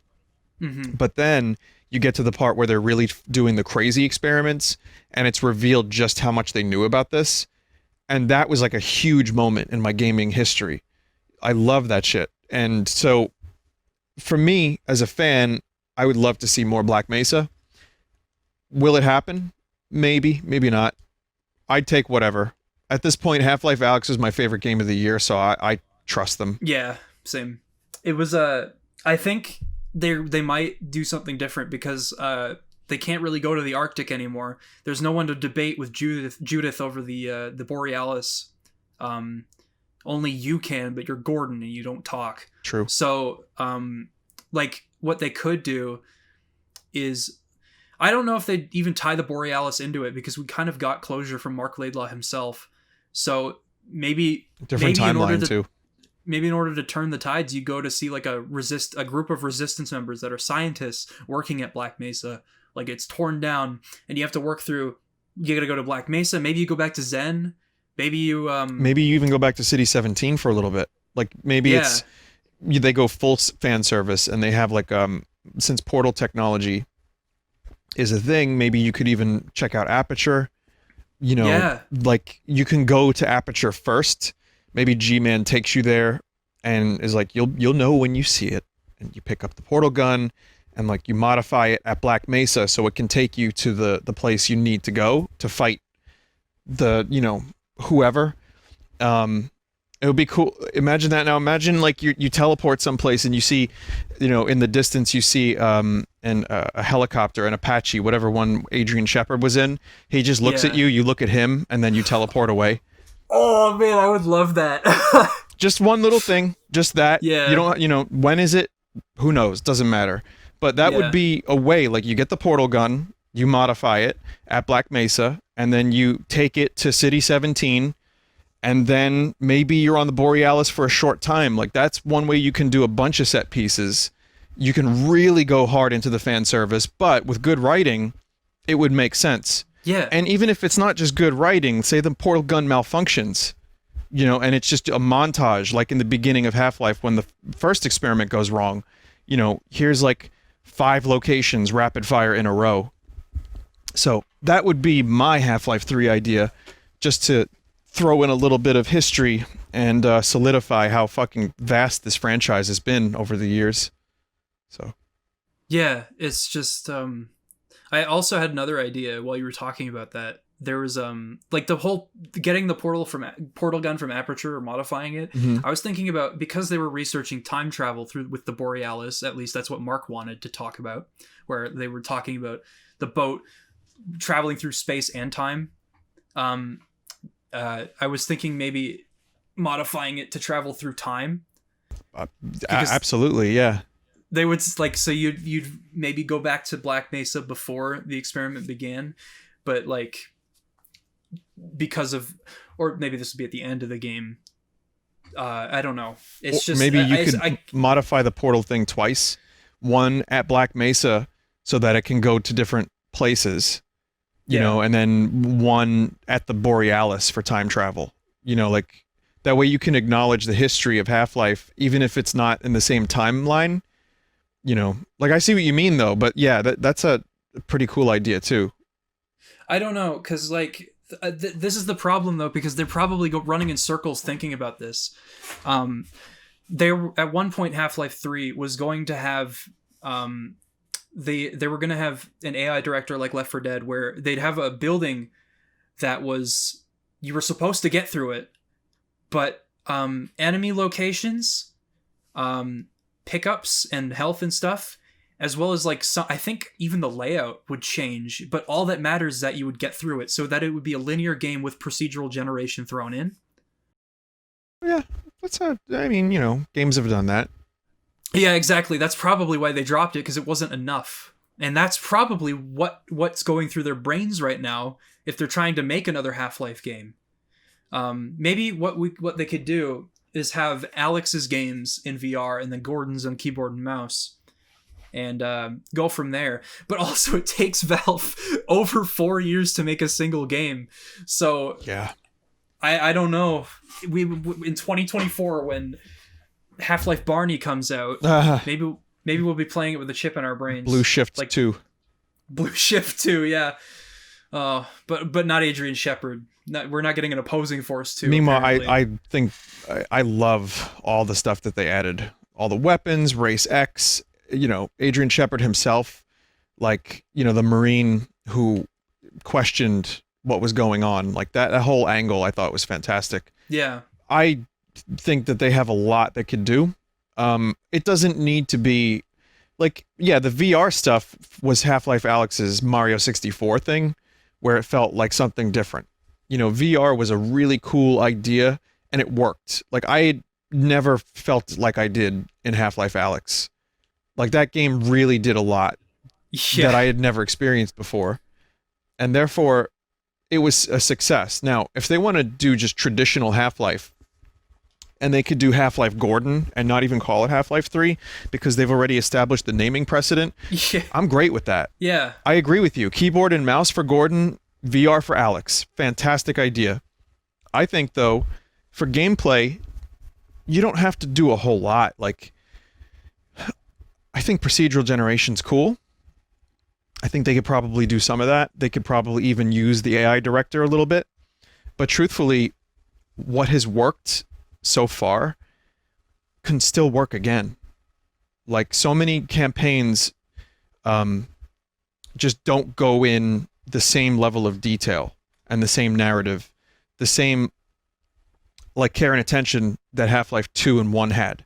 So if you really put the full force of Valve behind a fairly traditional linear first-person shooter game with a couple of little innovations here and there, but just really focus on the story, the atmosphere, and like really good environmental storytelling. I mean, why even, you know, if that's how you're going to get a Half-Life game out, I'd say do it instead of waiting another 10 years to find a new way to push the envelope. Yeah, I don't know. It feels like calling it Half-Life 3 is just not going to happen. And if they did, like, there would be a crosshair over their heads. Like, yes. There's too much. So they I think Half-Life Gordon or something like that. Yeah. Would be fine. The one thing I would add to what we were talking about is that you have every Half-Life game like kind of pushes the envelope, and it's important that Valve does this, and I'm fine with that. Like it seems like this is a huge part of their ethos for Half-Life, but I don't think it's as necessary as they think it is for every single game, which is why I was saying like just a really good single player campaign in typical Valve fashion I'd be very okay with that. Though, if you really think about what's like new and exciting in the PC world, there's, you know, VR, which they've done and they can do even more with later. But other than that, the only thing I can think of is like RTX, like ray tracing. And I had this idea while you were gone of like, maybe there's a way to use lighting to solve puzzles, using like ray tracing and real-time lighting to discover like secrets in the environment, or even use it as a weapon. Like think about Link's mirror shield in Ocarina of Time. Is there a way they could use that with real-time lighting with some kind of device in Half-Life? So, you know, they did physics. Maybe next is lighting. And then like my other idea was destructible environments, like the game Teardown that just came out. But other games have done that too. So that's not like a totally new thing. But really having a world feel more alive, I feel like it's possible without just VR. And I also feel like a game like Cyberpunk, which has this big world, but yet everything feels so mechanical. Everything feels so stiff and wooden. Cars just drive along a path. Police officers just appear behind you when you shoot someone. And the players, like the people in the city, are just really dumb. And like when you shoot, they just crouch and do nothing for like a half hour. So, like, imagine more detail, and that would make the game so much better. Cyberpunk. Now with Half-Life, maybe there's ways to just kind of go deeper into game systems without having to reinvent the wheel, but like really creating an environment that feels alive and lived in. Valve has the resources, dude. Steam, they have more money than almost anyone. They have talented people.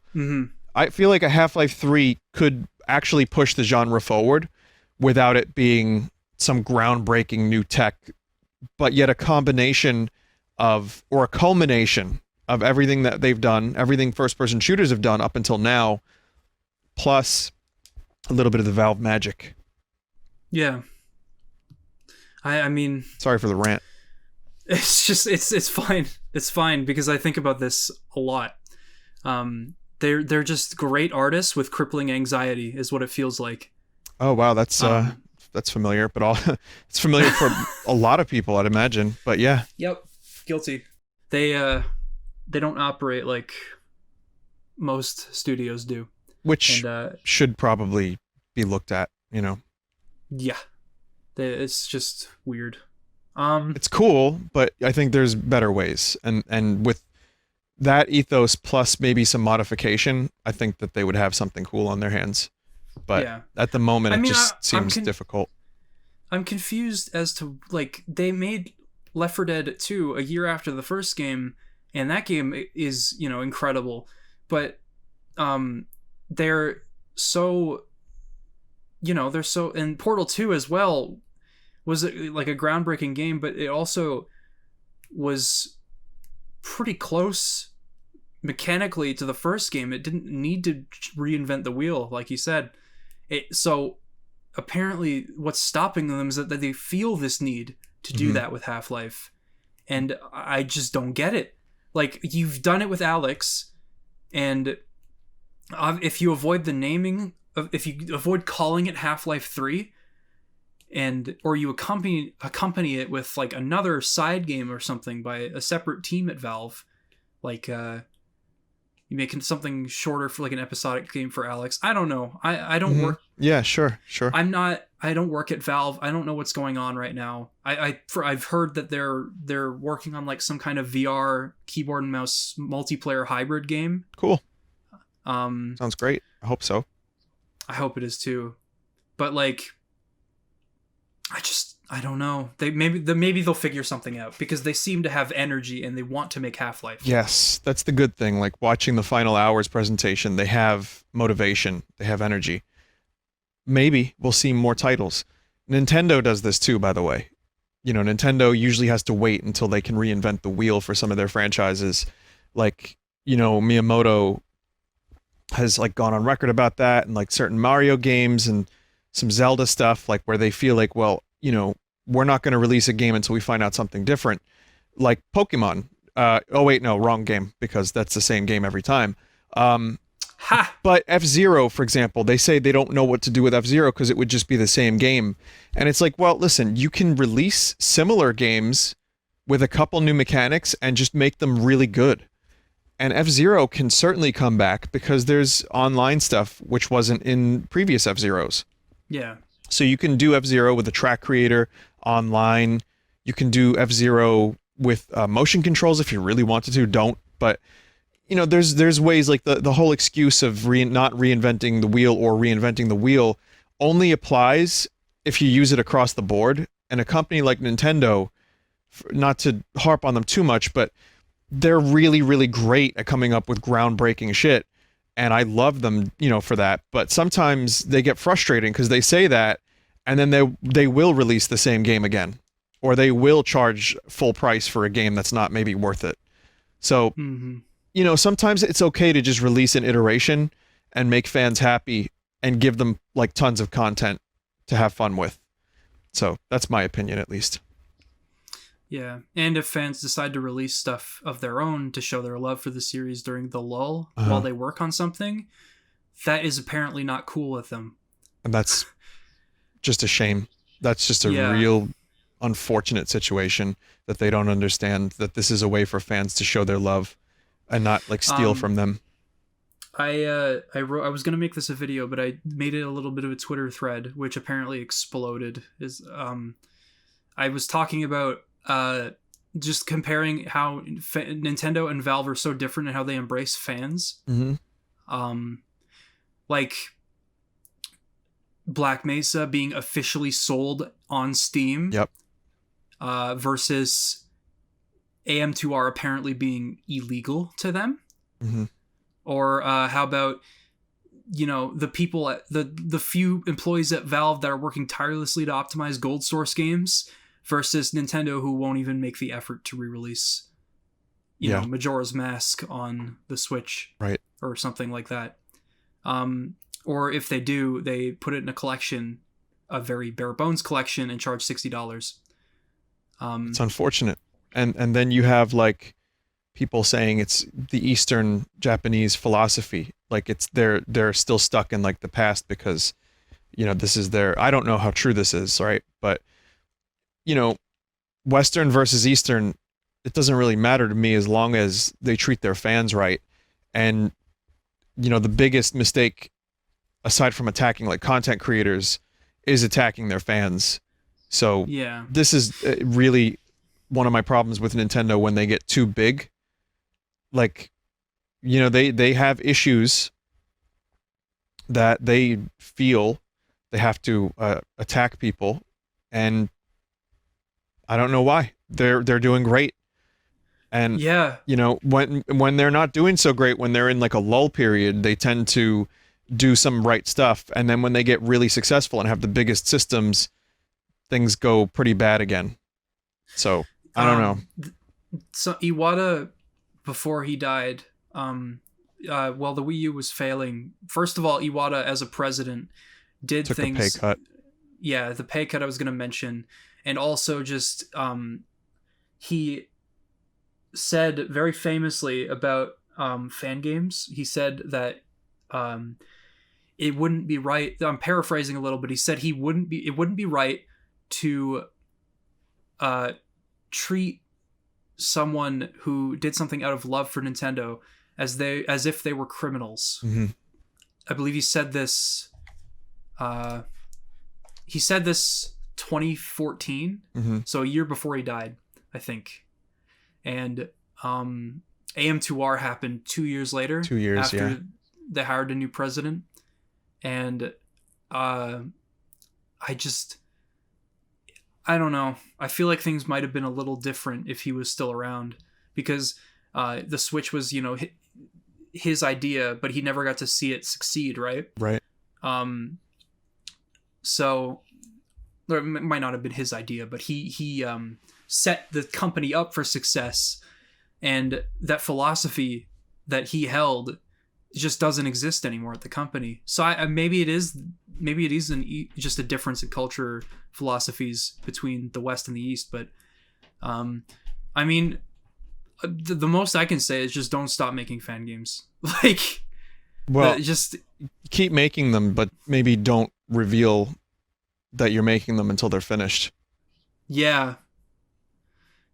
Well, what was really weird though about AM2R is that he finished it after 10 years, and then it gets taken down. Which people were saying that was a deliberate, like where Nintendo knew that this thing existed, but they were like, all right, we'll just leave it, until it comes out so people can play. And then, so I mean, listen, I streamed AM2R, Nintendo did not breathe down my neck about it. So there's that. I mean, I'd like to shit on Nintendo too, because I have a personal history. That's a long story. where, you know, I talked to a lawyer of theirs because they wanted me to take down my corruption videos because they thought it was like fan game stuff or like ROM hacks or whatever. They didn't know what it was. And the lawyer eventually just gave up. Like, I fought back and I just was like, I'm not going to do this. I'm like, if you take my stuff down, I'm going to complain about it and people are going to be pissed. They like these videos. I'm promoting Nintendo games every day, you know, during a time where no one was promoting Nintendo games because YouTube, the algorithm was so like, devoid of Nintendo games because people weren't streaming Nintendo games because Nintendo was taking their videos down or taking their money. So I was still playing Nintendo. I was still giving them that attention. I'm like, you really want to ruin this? Like, I think the lawyer was just, or whoever I was talking to, I thought it was a lawyer. I was told it was, but I think they understood this deep down and they kind of let me slide because they probably did not agree with this stuff. And they were like, this is probably just my job. I have to do it. That's my guess. Yeah. Yeah. Okay. Jeez. It's a different story for another time, perhaps. There's some other stuff I would like to get into about them, but it's just it honestly it's is kind of a downer. It is. Yeah. Here's what I will say. Let's be positive for a second and say that, you know, I still really love their games, and I did get to play AM2R. I streamed it. I have it on YouTube, and I was never contacted. I was never told to take it down. So there's, you know, some positives. It's not all been a nightmare. So thank God for that. Yeah, it's tricky circumstances for sure. Yeah, and we want to love them as fans, and we want to show our love for the franchise and appreciation. But it's tough too sometimes. That's all. They make it hard. Right. So I want to get through some of the stuff here. I must have been delirious when I wrote some of these because one of them just says anime and with a question mark. Yes. Okay. I can help you. Do you understand what that is trying to ask? Yeah, I do. Okay. If you know me well enough, and I think you do, then you know that anime is a bit of a mystery to me. I was going to say you hate anime, but no, that's the old joke. That's the meme. Yeah. So let me answer and tell me if this was the correct question. So the answer is I never grew up with anime.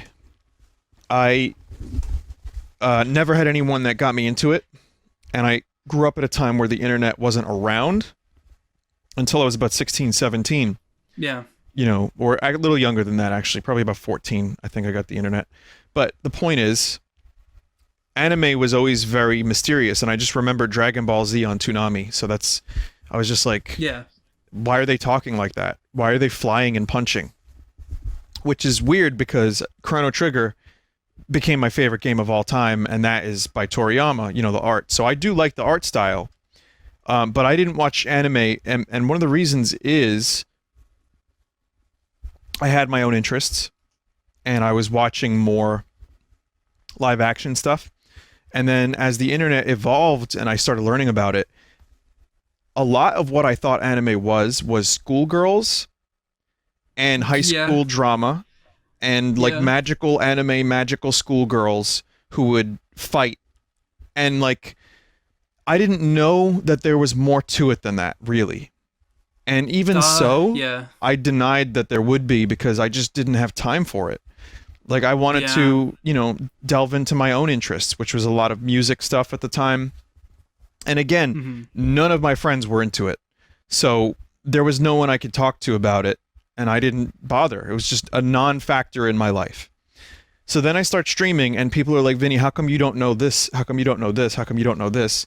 Like, anime is amazing, kawaii. And I'm like, okay, listen. I'm like, listen, you oh God, you're not selling me on this. And then people would like post anime related stuff or send me like, you know, again, it was like school shit. Yeah. You know, or I would play these anime games that people would send me as a joke. And it was a lot of school drama and just like really like all the anime tropes that you'd expect. Big muscle guys, I will fight you. Yeah. You know, like, and so I didn't know that there was more to it than that. I knew deep down there was, but I didn't acknowledge it. I mean, I can't exactly blame you. It sounds like a very it sounds like the upbringing was like the worst representation of what the medium is. And and then the fans too, because people would get so upset with me when I even made little jokes. People who made anime their whole life, their whole identity, would suddenly start getting really upset with me. And I'm like, wow, some of these people are acting kind of terrible. They're kind of like, they're treating me really poorly because I don't know what this is. I would make little jokes at that point just to piss people off, but I knew that, they were harmless jokes mostly. And I would just be like, I don't understand it. Sorry. I don't hate it, but I don't know what it is. I watched an anime I for a charity incentive this past year, 2020, for our charity stream was watch an anime. So I decided, Akira. Oh, yeah. And I watched it with Ross in VR, Rubber Ross. Oh, yeah, yeah. And I watched it with a couple of my mods. And it was very, very good. I loved the movie. I thought it was great. Mm-hmm. And that's a movie from the 80s. So I know that it's a medium. It's not a genre. Yeah. Anime is just a medium to tell stories. But I just had the wrong idea about it because A, what I was exposed to was weird. B, the games I played that were anime based were mostly just very surface level tropes. And C, the fan base was really rotten to me at times, to the point where it turned me off. It was like, all right, well, fuck you then. I don't want to know about you this stuff because you're being like really terrible to me. And that's the wrong reasons to dislike something, but it happened, I'm sorry to say. Now, it makes sense. I was going to say that a similar thing happened to me when I made my video on Persona. Mm-hmm. By the way, I know you probably get a ton of requests for Persona, but if you aren't familiar with anime, you won't like it. Yeah, I get requests for it. I don't want to play it. I'm good. It's also like 100 hours long too, and I don't it's too much for me. But the thing is though, they were also telling me, because I played Persona 3, 4, and 5, they were telling me specifically play 1 and 2, which didn't interest me because they were very traditional games, like traditional RPGs that didn't have the other stuff going for them, like the social stuff, which made those games interesting to me in the first place. Mm-hmm. I don't doubt that they touch upon like the really dark and interesting themes. Like 2 especially, people have told me it has a great story. But I'm just gonna I haven't played Chrono Trigger. I'd rather play that. Yeah, and Chrono Trigger is only about 20 to 25 hours. Which, what? Yeah, it's not a tremendously long game, dude. So I'm gonna play that soon then. Is the PC port fixed? There's mods for it. You might be able to get it close. I'll help you with that at a future date, but I'm not sure right now. What I would say is Super Nintendo version is still my favorite, though the DS version is also very good. Yeah, that's the one I have. I have the DS version, so that was probably what I was going to play. But, right, no.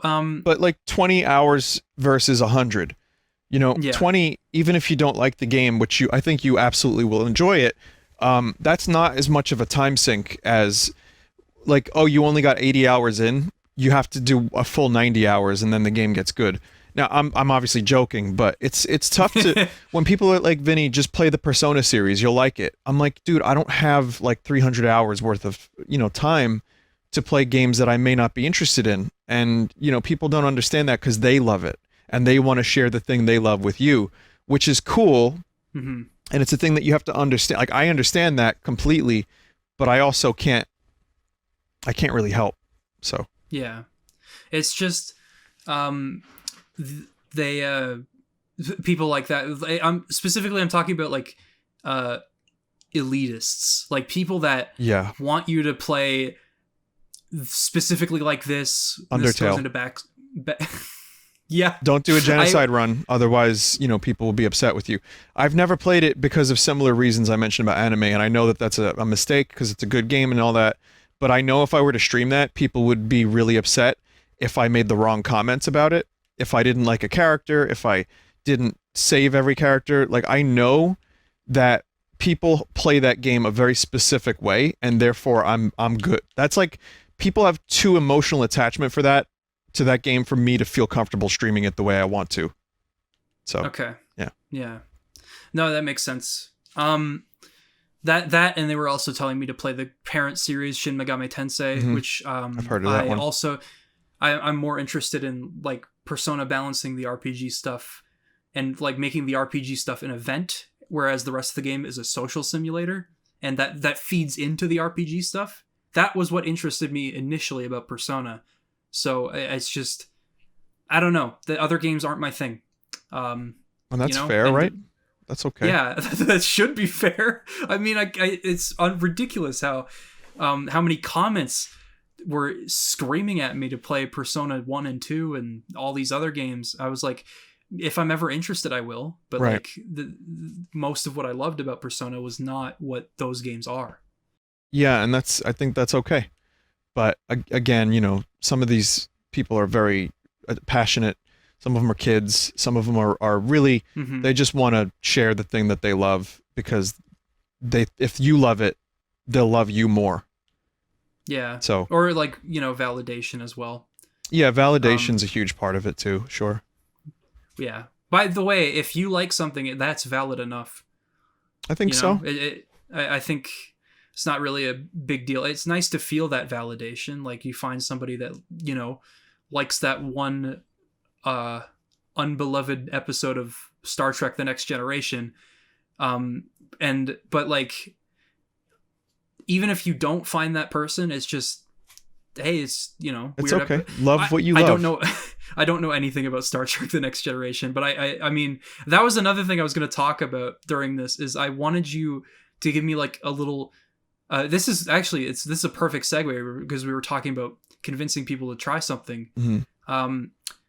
Star Trek The Next Generation always interested me because it was about, each episode tackled like, it wasn't just Star Trek related, there were underlying like social themes and stuff like that.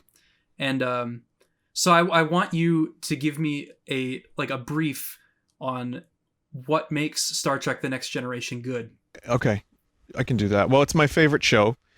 I do want to mention one quick thing. I want to correct you on one thing, which is to say that you said, like, even if no one likes the thing you like, it's still valid that you like it. However, the internet is so huge, there's almost guaranteed to be a lot of people that like the thing you like, no matter how small it is, you know. Yeah. And that's, again, echo chambers form that way, but that's okay if they're not, you know, telling you the earth is flat, is in my opinion. Yeah. But, you know, there will be people out there that will validate things you like, because there's so many people out there, and the internet has connected all of us. It's like when I was a kid, I thought I was a weirdo for liking Star Wars in 1995. I thought, like, no one knows this. My class didn't know it. No one liked it. I was weird because I liked it. Star Wars, no, we like sports and rap.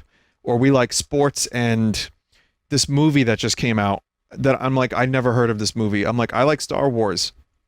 You know, I like rock music. I later grew to like more hip hop, but at the time I felt very isolated because no one really in my class liked rock music or Star Wars. And then I found out later, like, oh, a lot of people like these things. So I felt much better about my interests later on in life. But with the internet, you know, if I was a kid and I liked Star Wars, it wouldn't have taken long to find more Star Wars fans.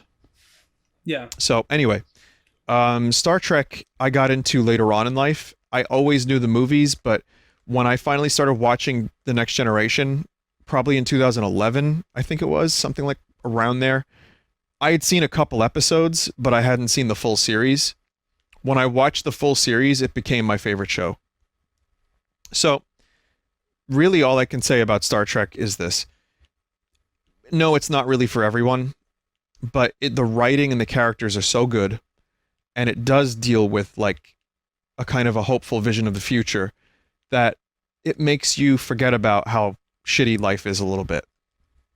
And the writing is really, like, morally, it doesn't preach too much. It kind of lets you come to conclusions through the characters. But it's fun to go on the journey with them. Seasons 1 and 2 of Next Generation start a little bit slow. They kind of try to do more of what the 60s Star Trek did. But then when you hit season 3, the episodes just become amazing. There's a lot of great character moments. There's some good sci-fi concepts, like the transporter. your cells, are duplicated basically.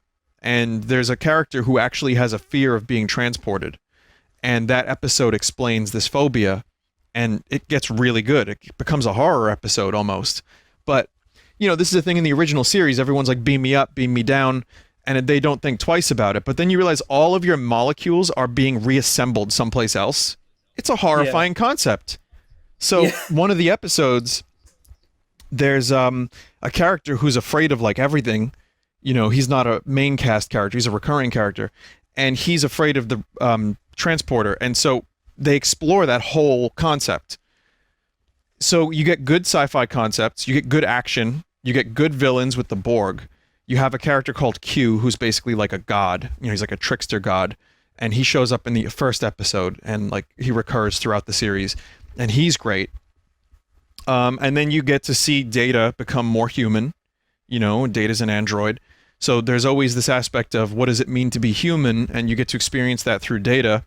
Will Riker, who wants to fuck everything, and, that's his whole... What? Excuse me? Jonathan Frakes. Will Riker's character was brought on, because they had the Captain Picard. Patrick Stewart was cast. Here's an older, bald English gentleman who they thought wasn't, captain enough like Kirk, who was the kick-ass, womanizing, stud guy. So they had him, Patrick Stewart, as captain, who is, by the way, great.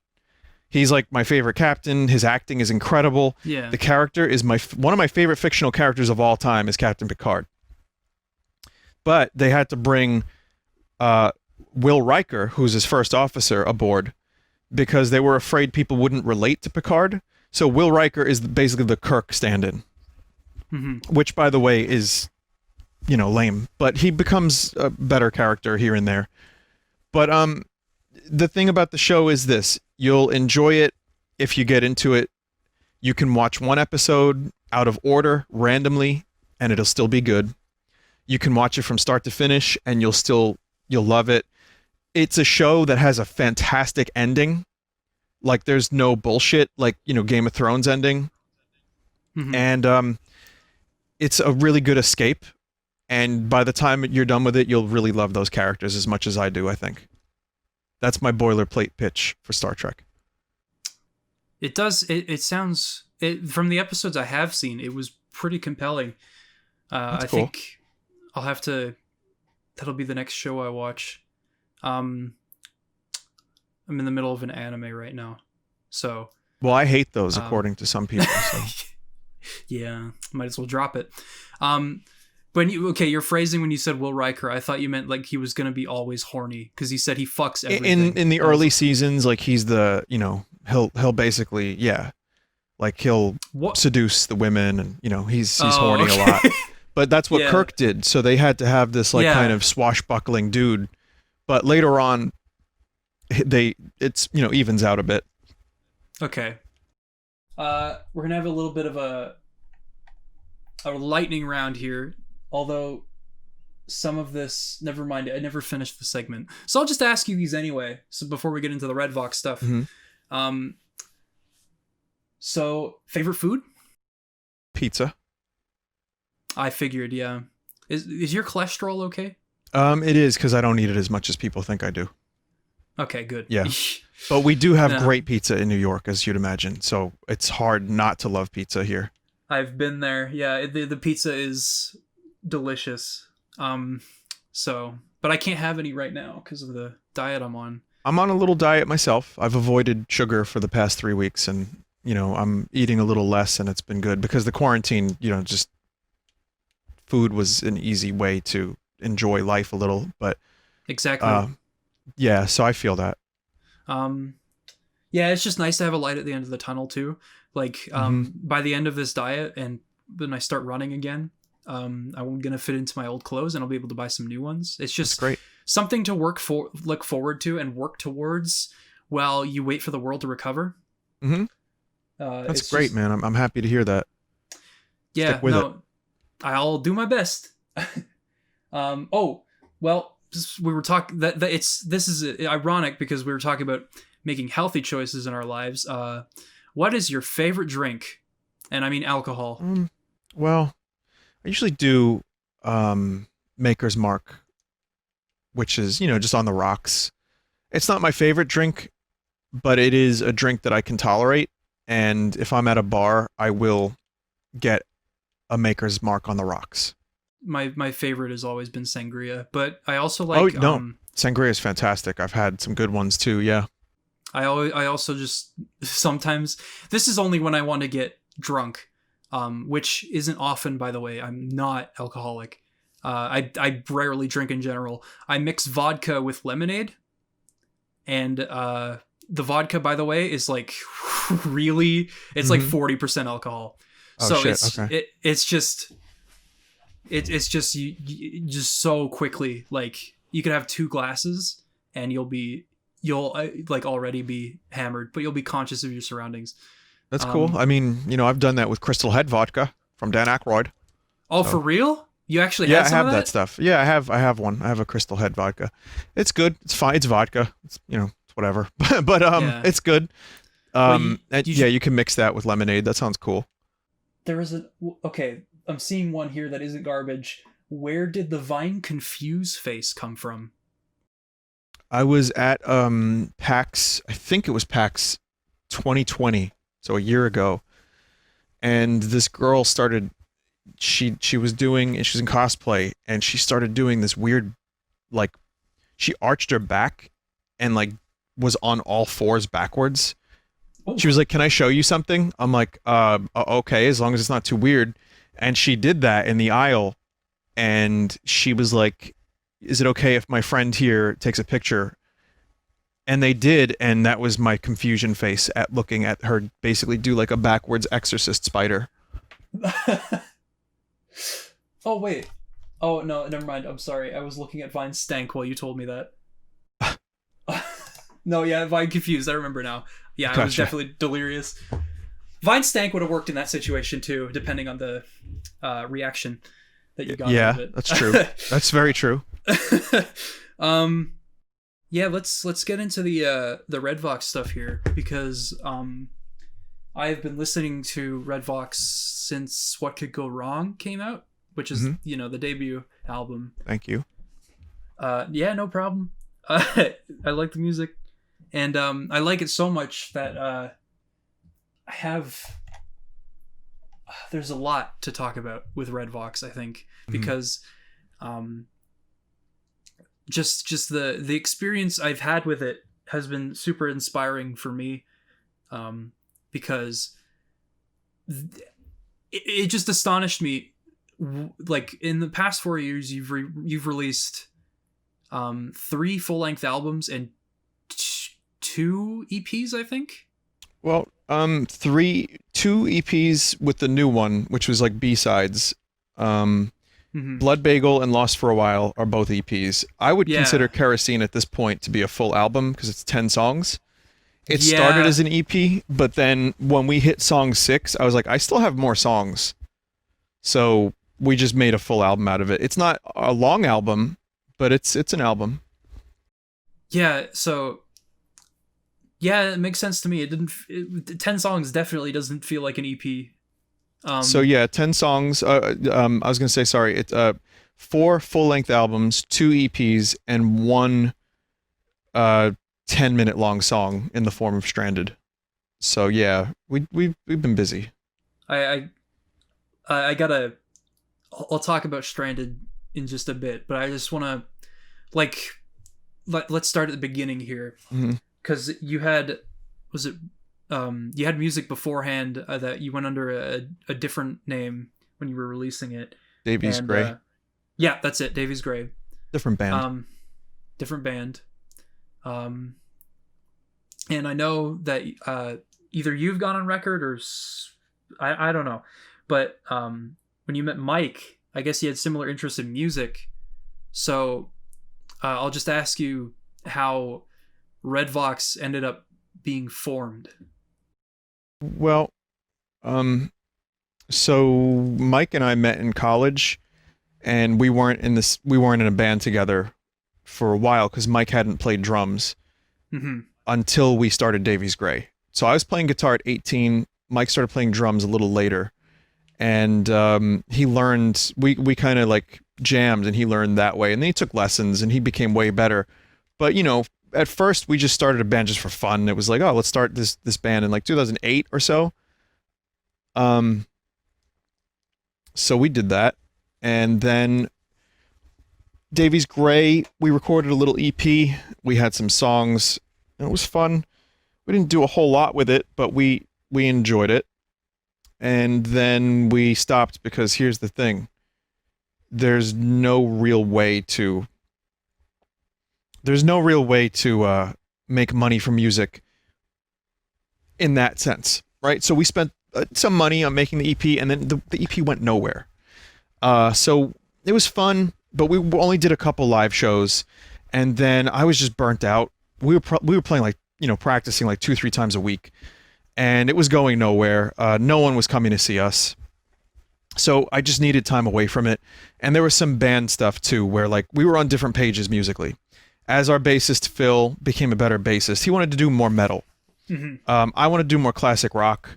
I wanted more, he was, by the way, great dude. I still love Phil. Like we talk, he's not in New York anymore, but Phil, our old bassist, big shout out. Dude was very patient.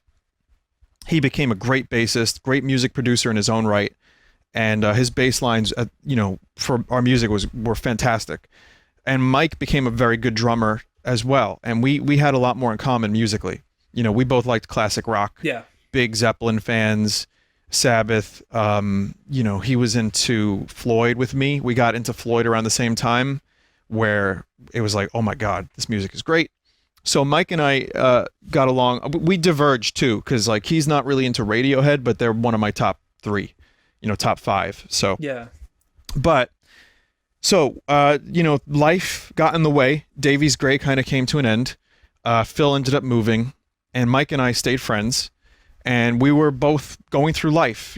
Some big ups, some big downs, and I started working at that public access place. So doing a band while working full time, not easy. Not only that, but I had lost my motivation to really play. So I was just playing little like demos at home in FL Studio, just playing keyboard, making little bedroom recordings. And that turned into a little album on my Bandcamp page. I called it Sibilance for some reason. And it just like a couple little demos and some stuff that sounds like it would have belonged in a video game. Like I was heavily influenced by like Uematsu from Final Fantasy. Mm-hmm. And I made like a little bit of music that would have fit like an RPG. Yeah. So that's all the music I did. And I started streaming around this time too. So I didn't really play in a band for about 5 years. And then probably about 2015, I was about to turn 30. And Mike and I were talking about like, it's like, hey, you want to just jam? Like, you want to just me and you? Like, fuck it. The White Stripes did it. So we tried. And it was good. We were rusty, but it was enjoyable. And the floodgates opened. Yeah. And I started hearing songs in my dreams, and I couldn't stop thinking about them. And then when we would jam, we would come up with stuff. And then there was old songs from Davies Gray. Like Reno started as an old song. We changed it a lot, but Reno was not a new song. Telephone was not a new song. Like most of the first album, I'd say a good half of the first album perhaps was stuff I had already, or stuff from Davies Gray that we fixed up. And just to get you through to the timeline of the first album, after jamming for like 4 or 5, maybe like 3-4 months, I spoke to my friend Bill, who ended up becoming the keyboardist in the band, and I said, Bill, we want to record some music. Where should we go? And he said, oh, go to Joe. Joe is, he runs the studio. You should go talk to him. You'll like his stuff. I had met Joe briefly, and I knew that he was in a band called Happy Anarchy, which was a very good band from Staten Island. Their music sounded super professional. Joe was the front man. Dude was amazing. It's also like 10 years older than me, so he had experience. He had done touring. This guy, was like the guy to go to. And then we met him, and he was a super, super nice dude. One of the still to this day, one of my best friends, one of the nicest people I know, and one of the most talented musicians I know, and great producer. So Mike and I went in, we gelled right away. Joe was like, okay, these songs have potential. Joe started playing bass because, we needed a bassist, and also he's really good at bass. He's a guitarist by nature, but he picked up bass really well. And then we recorded our first album. And while recording an album, new songs happen. So like there were a couple ones, like In a Dream was a new song that was written just about at the end of the album. So yeah. Oh, so then you know what? That's our first record. Yeah. I asked you about, I remember this. You did an AMA on the subreddit, and I asked you about the end of In a Dream, which segued into Another Light. Eventually, and I recognized the melody immediately because of the like ethereal, dreamlike. That was a guitar. Yeah, it was a guitar, and it was very memorable because it was a perfect way to end the album, but also it interested me because it seemed to be foreshadowing something, even though I don't know if you said it was a happy accident back then. I think that's what you said on the it was the last thing written for the album, just about. Like we were finishing the thing up, and I'm like playing that little riff. I'm like, Joe, can we throw this on the end of the album? He's like, yeah, sure. Sounds cool. Because he's willing to do weird shit and experiment. So we did that. And then when we were rounding up songs for the next album, in my head, I couldn't shake this feeling that little riff could be a full song. And I was able to do that because in my head, I heard the riff with distortion and a bass line. Yeah. That's the one you hear, in Another Light. And so that was the happy accident where I thought maybe it could work. I heard the bass line in my head. And then the second part where I sing, I came up with that on a walk.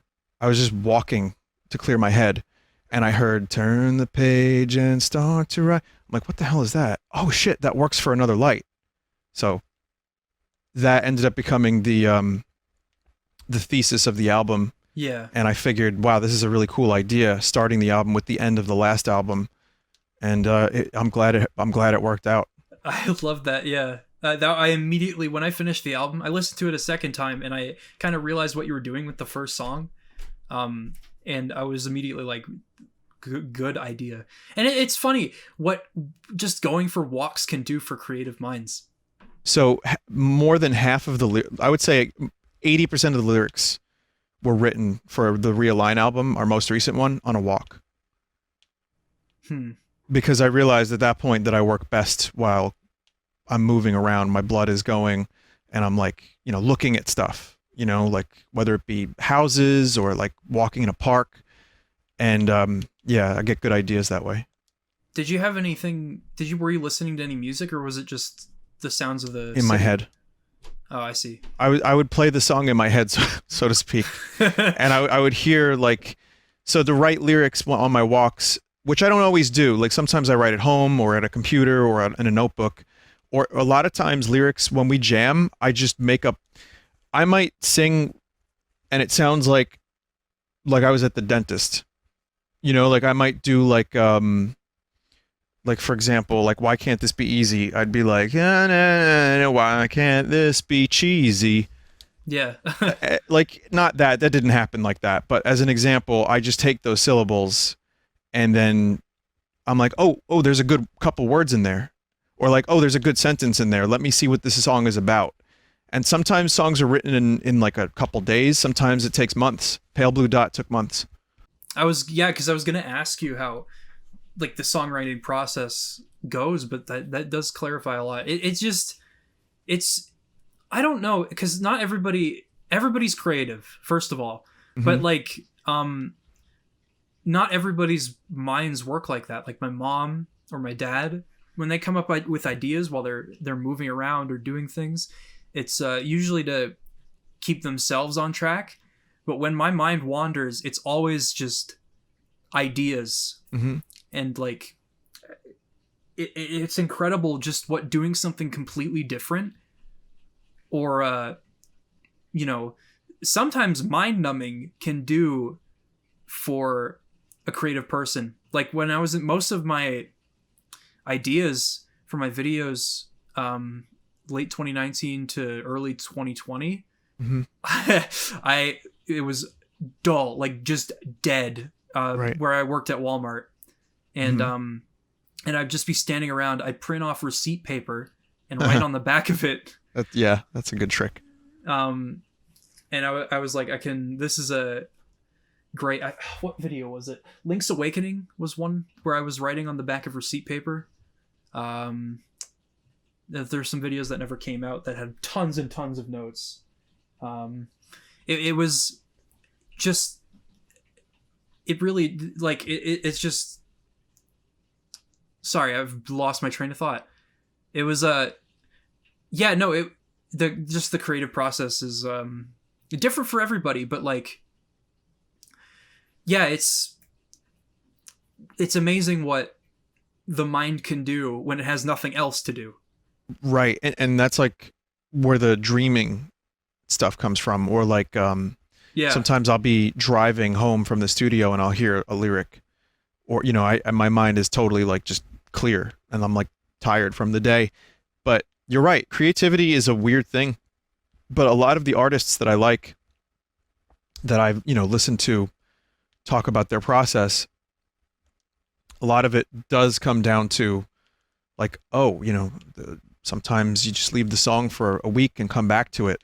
Sometimes you just turn your mind off. Sometimes you'll be making dinner.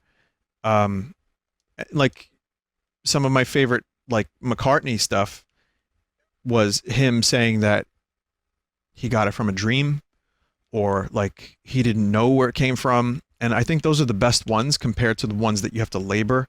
Like for songs, at least, where if I have to labor over a song and put effort into it, like I feel like I'm working. It can come out okay, but the real true spark of inspiration of like, where the fuck did the song come from, usually ends up with the best ones. And that's how I like to write.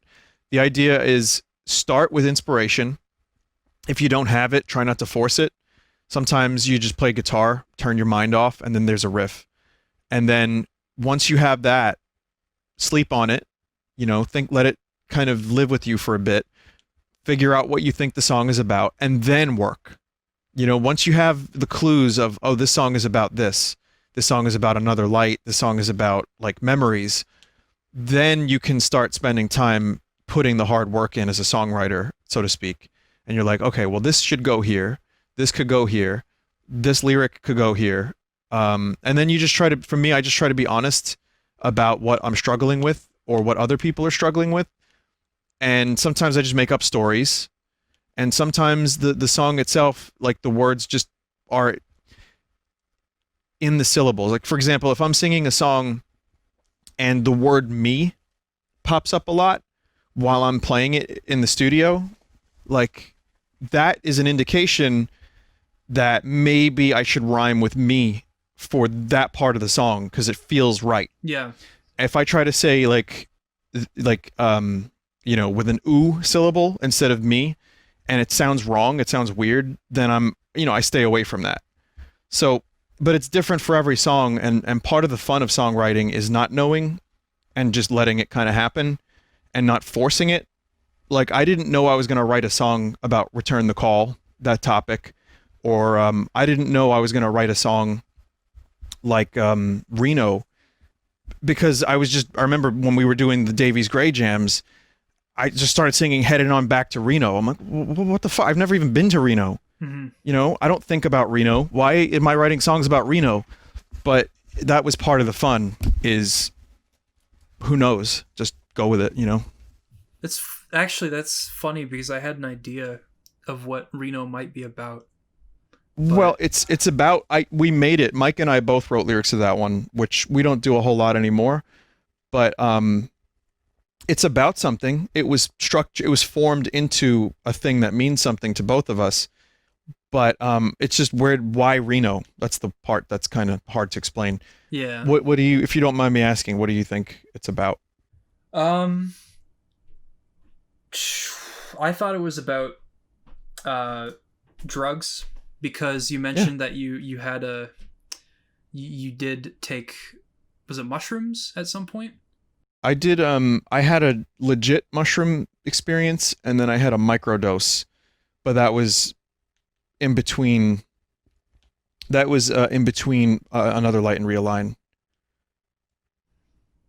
So essentially, the song is about addiction. I don't usually tell people what the songs are about, but you got close enough. Yeah. And it's clear. I mean, it's what is, it's about gambling and like your head is pounding from a hangover.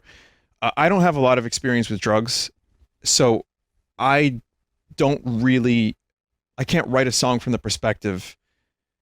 My limited experience, mushrooms are a different thing entirely too, because they're not like, they're not, you don't grow a dependency on them. They're just psychedelic, you get like a food sickness kind of feeling. It's more like, cause you were smoking at some point, right? You smoked for like a while. Cigarettes. Yeah. So I was able to use that. Clarify that, not weed. Well, that too, cigarettes. But not for a long time. Yeah. When I was in my early 20s, it was more. Now it's like, I wish I could, but it gives me too much anxiety. And, it's like a special occasion. If I need lyrics to something and I'm like stuck, I might struggle through the anxiety of the weed to try to get the lyric. But that's a whole other story. I don't condone the use of anything that's not legal, by the way.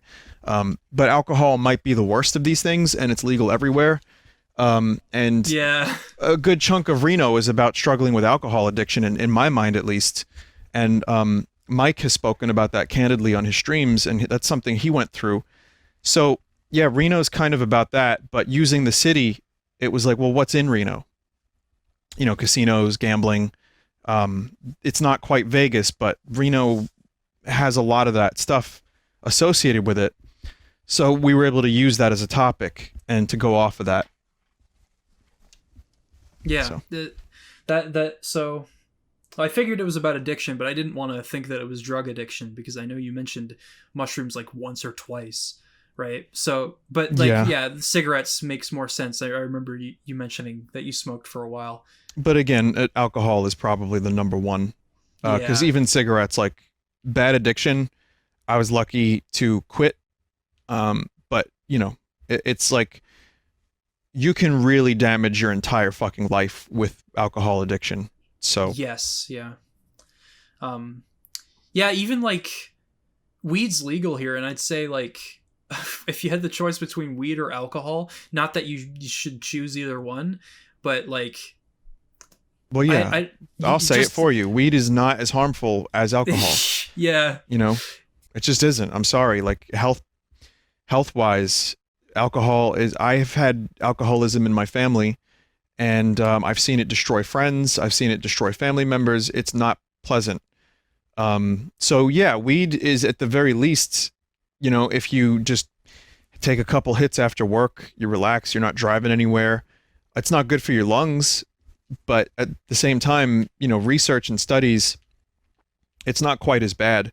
That said, I always tell people, like, be careful, because even that you can smoke too much and you can start to rely on that feeling, and then suddenly you're a burnout and you don't want to do as much. That is true to some extent, because I was there in my early 20s, and I know a lot of my friends succumbed to that, where it just felt too good to be a stoner. And then, like, who wants to do a whole lot else after smoking weed? You just kind of don't. Yeah. Just forming a dependency on it is the big issue. Yeah. I've had weed before, but I was drunk when I had weed, and it just didn't. It was bad. Yeah, so. not always a good combo. Absolutely not. I just felt nauseous, but like it's just not as harmful. But let's backpedal a bit. Actually, not really, because I was going to talk about Realign a bit. Just generally, though, Another Light was a fantastic album. Honestly, I felt that it was very good thematically, and thank you. Instrumentally, it was sound, and just you guys nailed it. Thanks. I like that album. I'm glad you like it too. Yeah. It was a good one. Stranded as well. Not easy to pull off a song that long, but yeah, it just each part was like so unique, and it came after the other, and it built this like emotional tension, and then it just the ending, where it calls out, it's like, oh man, it was great. Well, that's our Pink Floyd moment. You know, if you've never listened to Echoes, have you listened to Echoes? No, actually. Recommendation. It's 20 something minutes, but it's one of the best songs ever, in my opinion. You'll hear the relation. Like, I don't want to take credit for something. Our song is different, but there's a direct kind of lineage from Echoes to Stranded. So that's my recommendation, is check out Echoes. And you'll see that song was our love letter to Floyd in many ways. Realign was very, I think you talked about this. It was going to be synthy, and it was. And I really like synths. Synths are like my forte when it comes to music. That's cool. And I really liked did you, this is just a personal question, did you write Realign in 2019? Yes. How long? Yeah, when did you finish writing it? Are you asking because the lyrics are like really surprisingly kind of prescient for 2020? Yeah. Yeah, I don't know why that happened. Thank you for the question and allowing me to say that. But truth is, I kind of don't know why it Realign. It's about me, and it's about everything else. And the stuff that was happening in 2020 kind of, started earlier.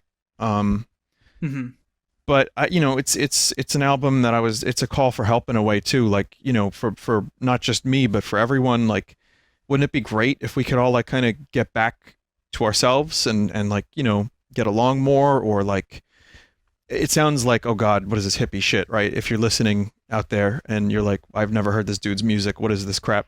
But the truth is, it just seemed like a good concept to follow up Another Light. And I'm proud of the Realign album, because it was a lot of what I wanted to say, but also there's some really interesting weird stuff on there, which is a little different. I didn't want to release Another Light 2. Yeah. That's why we did an acoustic album in between as well, because I get bored. I like King Gizzard. I like what they do. They do like a different type of album every time. So doing that album with more synths and trying some different shit, I think there's some songs on there that are maybe our best, but then there's also some songs that having the album had released like afterwards, I'm like, I like the songs. It's not my strongest work, but I do think we put a lot of effort into it and made them as good as possible. So that said, though, yeah, the lyrics I'm proud of on that album a lot. I think a lot of my lyrics are some of my best, and I'm really happy with the way they turned out. I especially like Reeling from the Rafters, which is like, I like to write a little bit more vague. I don't want people to walk away with, oh, I definitely know what that song is about. Yeah, it took me a long time to figure out what Reno was about, honestly. Yeah. And this is 2017 me. My perspective was not very broad, so it took me a while. But like still, that's what made Another Light so great, is that it was intentionally, it felt like the entire album was a puzzle, but when the thesis clicked, it made it so much better. Yeah, and Realign's a little bit more overt, which I think was, at the time, I was cool with that, because if, it ends with Pale Blue Dot, and that's like, for me, that's an important song for what I would like. But I like when people walk away with, they like the music. Some of my favorite David Bowie songs, I had no idea what they meant for years. And then, that moment when they click, or at least click for you. I've seen some weird fucking interpretations of my music that were very far off the mark, but still interesting, to the point where I thought, oh, maybe that's better than my own intention. Yeah. So that can happen. It do be. I really liked, it's funny, the first song you released from Realign was Why Can't This Be Easy, and the first riff that you hear, I I immediately was like, oh, this album is like right up my alley. I love hearing like weird guitar tones and like synths paired with them. Also talked about this in the Half-Life video, but like it's just, that is just, it was really well done. Yeah, I like that one a lot. That one was kind of from a dream, and a lot of what you heard on the final one was from my demo. So, you know, that one's good. I think the rest of the album, people were a little bit like, how come the rest of the album doesn't sound like this? And I'm glad that we tried different stuff, but what I can say is I'm proud of how the songs on that album kind of sound like they're on the same album, but also sound really different. But yeah, I love synths too. That was like our Tame Impala song. You know, we went a little bit more in the synth direction, and I'm proud of it. But I also feel like that's not what we're gonna sound like forever. Like we're already onto like a different style. So yeah. The also the one thing, even though that song was very different, something that I think has been consistent and probably intentional about the production, I don't know, the drums having a very, very slight like delay or reverb echo effect has always been like, it felt like signature for the drums that sound like that. But in the beginning, in What Could Go Wrong, that wasn't as common. So it was nice to have those like recurring themes that you recognize as Red Vox. And yeah, I think so. Did you do the production yourself, or did you have Joe. a producer? That's Joe, all, yeah. That's all Joe. I don't really, my production ends with the demo, and then it continues with suggestions. Yeah. So I'm able to like kind of, I have a decent ear for some stuff and not other stuff. Yeah. So I'm able to tell Joe, can you try to do something different on the guitar? Can you try to, you know, increase the treble on this a little bit? Can you throw some verb? What if you put this through a phaser? Like I can do stuff like that, but then Joe is on a different level, you know, where he knows what everything means. He like tonal sonic frequencies. He can clean up a song. With Mike's drums and even the drums that we programmed, because Realign has programmed drums too, because we wanted like an electronic vibe. Some of that stuff, that's just Joe improving as a producer as well, and learning how to make the best of Mike's drums and learning how to get like a more interesting, coherent sound out of the kit. So yeah, we have, and also too, developing our style like as a band. Joe plays bass in the band. He's big on the songwriting process. Like I go to him for like, hey, what do you think of this part? Or what do you think of this song? And if Joe doesn't like the song, we might not do that song. You know, like I value his opinion highly. So, you know, the amount of cut songs from Realign is crazy. Like, well, not maybe like 5. You know, like 5 songs. A couple we released on the EP, and then there's even more that I have that we never have released. So, yeah, the style improves and grows, and essentially we're in a good spot. What I can tell you is the next album, you know, you're going to hear a lot more stuff that sounded like the first album, but better production. You're going to hear stuff that sounds like Another Light, and you're going to hear stuff that sounds like a new thing, but also you're going to hear more stuff that kind of reminds you of like, you know, maybe like Queens of the Stone Age, classic rock, a little bit of 90s rock. So it's going to go back to, from synths, we go back to rock. And I think some of the heaviest songs outside of Blood Bagel are on this new one. But also some really interesting song structures, like some stuff that we've never attempted before. But it's kind of, the way I've been describing it, there's some grungy stuff on it, but it's not purely that. But these songs would not have fit on the previous 2 albums. So let's say it will be interesting to see how you tie all that stuff together too. Yeah, and I might not do, on a final kind of note, I might not do, thank you for letting me talk about this, by the way. It's really nice. Oh yeah, definitely. But I may not want to do a concept album, or like you know, all these songs culminate in this epic finale. Yeah. Instead, what I think I want to do for this next one is just a really good, solid collection of songs that sound like they belong on the same album, that maybe lyrically kind of have a similar vibe, but not like a big mysterious puzzle that pieces together. You know, I maybe I just want to play like a rock album.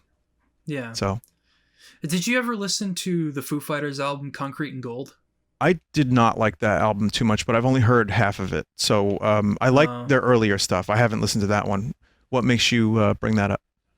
Just because the producer managed to unify like this, despite how different some of the songs would sound from each other. Mm-hmm.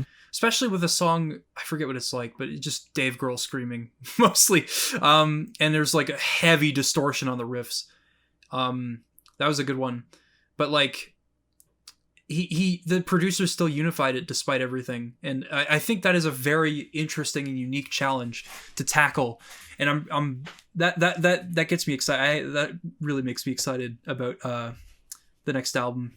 Cause I just it's cool to think about just a blend of everything with like a unified element, like lyrically, or it's just it's gonna be cool. I think so. I would say, let's put it this way: these songs, over, I'd say 80% of these songs, like most of these songs that we have for this album, would be really fun to play live. Yeah. Oh, and they're like catchy and like heavy and good, but not all of them are heavy. But there's some really good hooks and some really, like, I think some of these songs are my favorites that I've written in quite a few years. So I know I say that every time because I just always am happy to do the next thing. Yeah. But I'm just going to say right now, it's a really, when we jam, we practice these songs, they are a lot of fun to play and sing. So, you know, who knows if it'll reach the same level as Another Light for some people.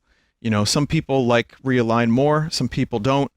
I think that's great. Whatever you like best is cool. I just want to keep writing good songs, and I just want to try to put them together into an album that makes sense.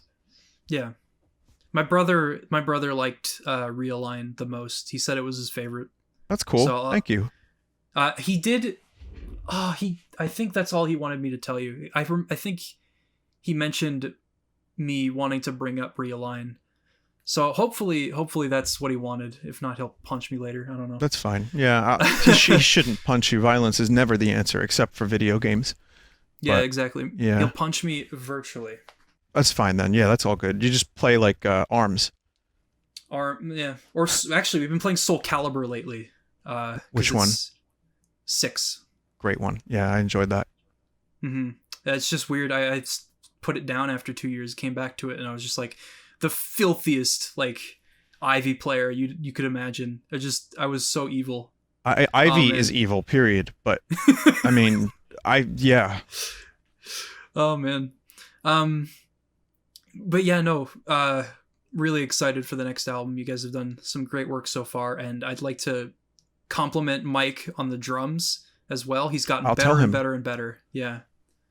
I also really enjoy his streams too. I will tell him that too.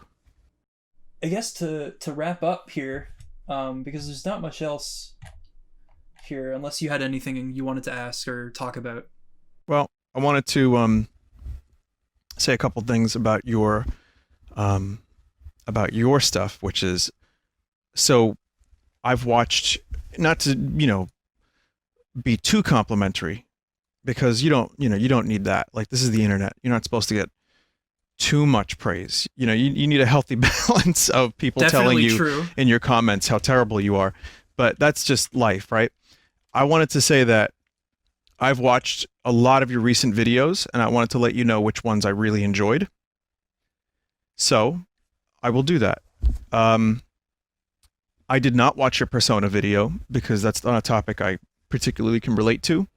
Yeah. But I really liked your Majora's Mask video, and I agreed with you on most points. It is a very bittersweet comfort. And that game has a special charm that almost no other game has. So you really did a good job at summing that up. the music of Half-Life is something I wasn't able to really fully articulate because it turned into kind of just like, well, that's just what Half-Life is. It's that music. But then watching your video made me appreciate it even more. So that's a good one. Yet another Ocarina of Time retrospective. I mean, I love Ocarina of Time and always enjoy and revel in an hour-plus long video about it. I don't know if I like Majora or Ocarina better. I can't choose. Like on my top 100 list, I kind of just put them together, which is a cop-out. But what I can say is watching your video on Ocarina made it a little tougher for me to choose between the two because it made me appreciate Ocarina even more. So, yeah. That feels good. It took me a year to write. A year or two to write the Ocarina video. So it's a good video. And very informative, very well laid out.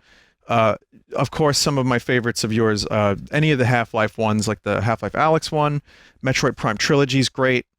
I think that's my favorite video I've ever made, the Metroid Prime Trilogy one. Yeah, that one's great, and it's also a lot. Like, it's almost 2 hours. I'm on your page, so this isn't just memory, but I'm looking at the ones that I've seen, and definitely have seen. And the Metroid Prime Trilogy one might be one of my favorites as well. And again, you have a good way to... We have a similar taste. I mean, maybe it's because you watch my streams as well. But regardless, maybe we just have like kind of similar interest in video games and music. And, you know, who knows where interests come from, right? Like when you're a kid, what makes you like what you like? It's hard to know. But the way you're able to explain a lot of these things that I also feel about these games, and I know many of us do, is very good. You know, I watch other channels that do video essays and retrospectives and reviews, and I like watching their perspectives as well. But your stuff is also just really easy to watch and really informative and really comfortable. So that's my compliment to you. And I do think you deserve your success, and I actually think you deserve more. And finally, one more video, the Zelda 2 video on the love-hate relationship you have with it. I remember enjoying that one too, because I too have the love-hate relationship. Probably more love, but yeah. I think we have similar thoughts on its negatives as well. Zelda 2 Redux, like you sent me the ROM hack there. It looks really fun. I gotta try it. I think it would make Zelda 2 like it would just be love at that point, or at least more love than hate, right? Yeah. But thank you, Vin. That means a lot. Especially sort of watching your streams for 7 years is surreal to think. Yeah, I mean, but happy to help a little bit, man. To close this off, I just wanted to ask what some of your favorite moments of the past 10 years have been.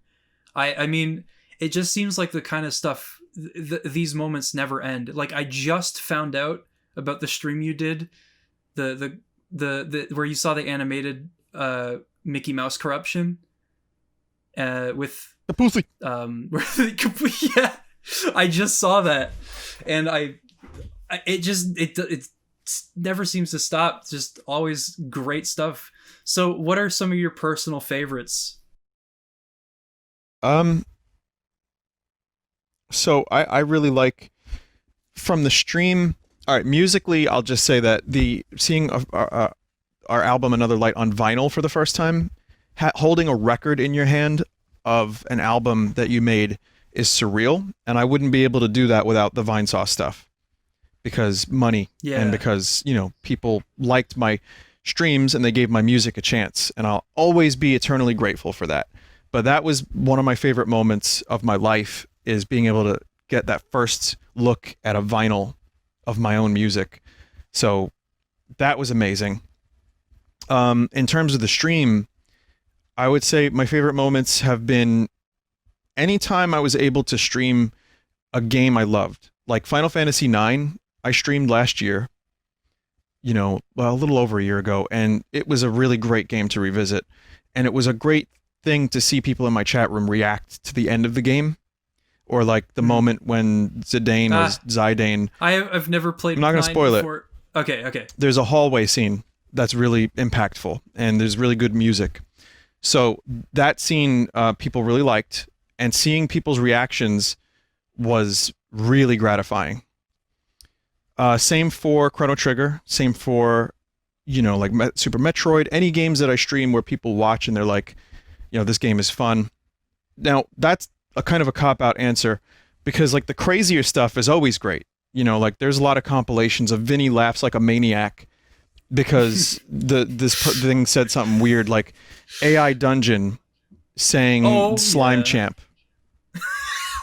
I don't remember that. I just got into AI Dungeon playing it with my friends, and we had it like the moon crash after like a trip to the castle, and we went inside the moon to see the Happy Mask. Like the game caught on to the fact that we were talking about the moon falling or something. Yeah, it like an offhand remark. It's amazing what it picks up on and runs with, and it generated like bizarre slime porn exactly like a year ago at this point, and that was a moment that everyone really liked. It was funny. I've had moments in AI Dungeon that have been like gold, but like playing like really terrible games and seeing people really enjoying themselves. Obviously, Tomodachi was a highlight. Playing Animal Crossing and getting Scoot this year, and like seeing people enjoy the Animal Crossing streams while the world was kind of falling apart. Mm-hmm. Those were good moments. Really getting into VR for the first time this past year was cool. Yeah. Like stuff like that, or like even going to conventions and meeting people and having them tell me like they like my stuff, or having me sign a shroom from like a little plushie, or one of our albums. Not psychedelic shrooms, by the way. No one would bring their shrooms to a convention. I hope. God damn, what are you doing if you do that? Yeah, but that stays at the hotel. Yeah, don't even. You know what? I would say, don't travel. Just don't even like go to a convention high, because those things are crazy. Conventions are a big mess of just too many people, and who knows when they'll happen again. But they're fun, and seeing people like talking about you and liking your stuff is really cool. And last time I was at Too Many Games, which is a convention in Pennsylvania, I did a panel in front of a lot of people, and it was just me. I had no preparation. I just did Q&A, and people were laughing at my stupid jokes, and it was like, hundreds of people. It was really nice, so those are moments I'll always remember, aside from the Kapulsi and various other interesting stream moments that people remember because they were so ridiculous. So it's it's like this. It's like all those moments will be lost like tears in rain. That kind of thing. Have you seen Blade Runner? No. It's on my list. I was waiting for you to react to that quote. That's a Blade Runner quote. People are sick of hearing me talk about Blade Runner. I probably won't be when I finally see it. It seems like right up my alley. I hope you enjoy when you see it. Yeah, hopefully I do. It's I know it's a long movie, but it's something that you can probably get lost in. It's like 2 hours, but yeah, it's cool. I think maybe if you watch it, let me know if you like it. I will, yeah. But yeah, I think that about caps off this podcasty discussion thing. And it was great having you on, Vinny. This means a lot to me, and I'm glad you seem to enjoy yourself. No, I did, and I want to thank you too, because I don't do a lot of these, because I do get requests for podcasts and stuff, and if you're listening and you've requested that I be on your podcast, I'd like to apologize that I was not able to do so. It's just I started to feel like I didn't have any time of my own, and like I was at the whim of anybody who wanted to talk to me, which is cool. It's nice to have that problem. But I still kind of want to live my life like a normal person, and it can be tough when you go online and, people want to like do podcasts or like have you on their streams as a guest. And so I appreciate it so much, but I don't have the time, and I sometimes don't have the social gas tank to do it. So oh, totally, yeah. Yeah, I get burnt, and I stream 4 hours a night, so I usually refuse. However, the reason I agreed to this is because when we spoke in voice, we got along well. And also because I like your streams. Sorry, your videos. You don't stream. You do stream a little bit though, right? On YouTube? Yeah, infrequently. I'm trying to change that. Well, it's a good hobby, but I do like your stuff, and I figured you've been really nice to me. You've watched my stuff. You're not looking to get anywhere. You know what I mean? Like from this, you just want to talk. Yeah, no. And considering you've watched my stuff for a long time, I felt really happy that you're genuinely interested in my work, and whether it be music or my shitty memes, which is also work. Yep. Just working through them shitty memes day in, day out, hard life. But there's no shame. There's no shame. It's honest work. But you definitely you made it very appealing and seemed very chill, and I felt comfortable talking to you, and I figured it would be just like having a conversation. So I'm really glad that you asked me to do this, and I'm glad that I agreed to do it because it was a lot of fun, and I do hope that your channel continues to grow. But more than that, I wish you happiness, safetyness, and peaceness in this new year. That was good. Okay.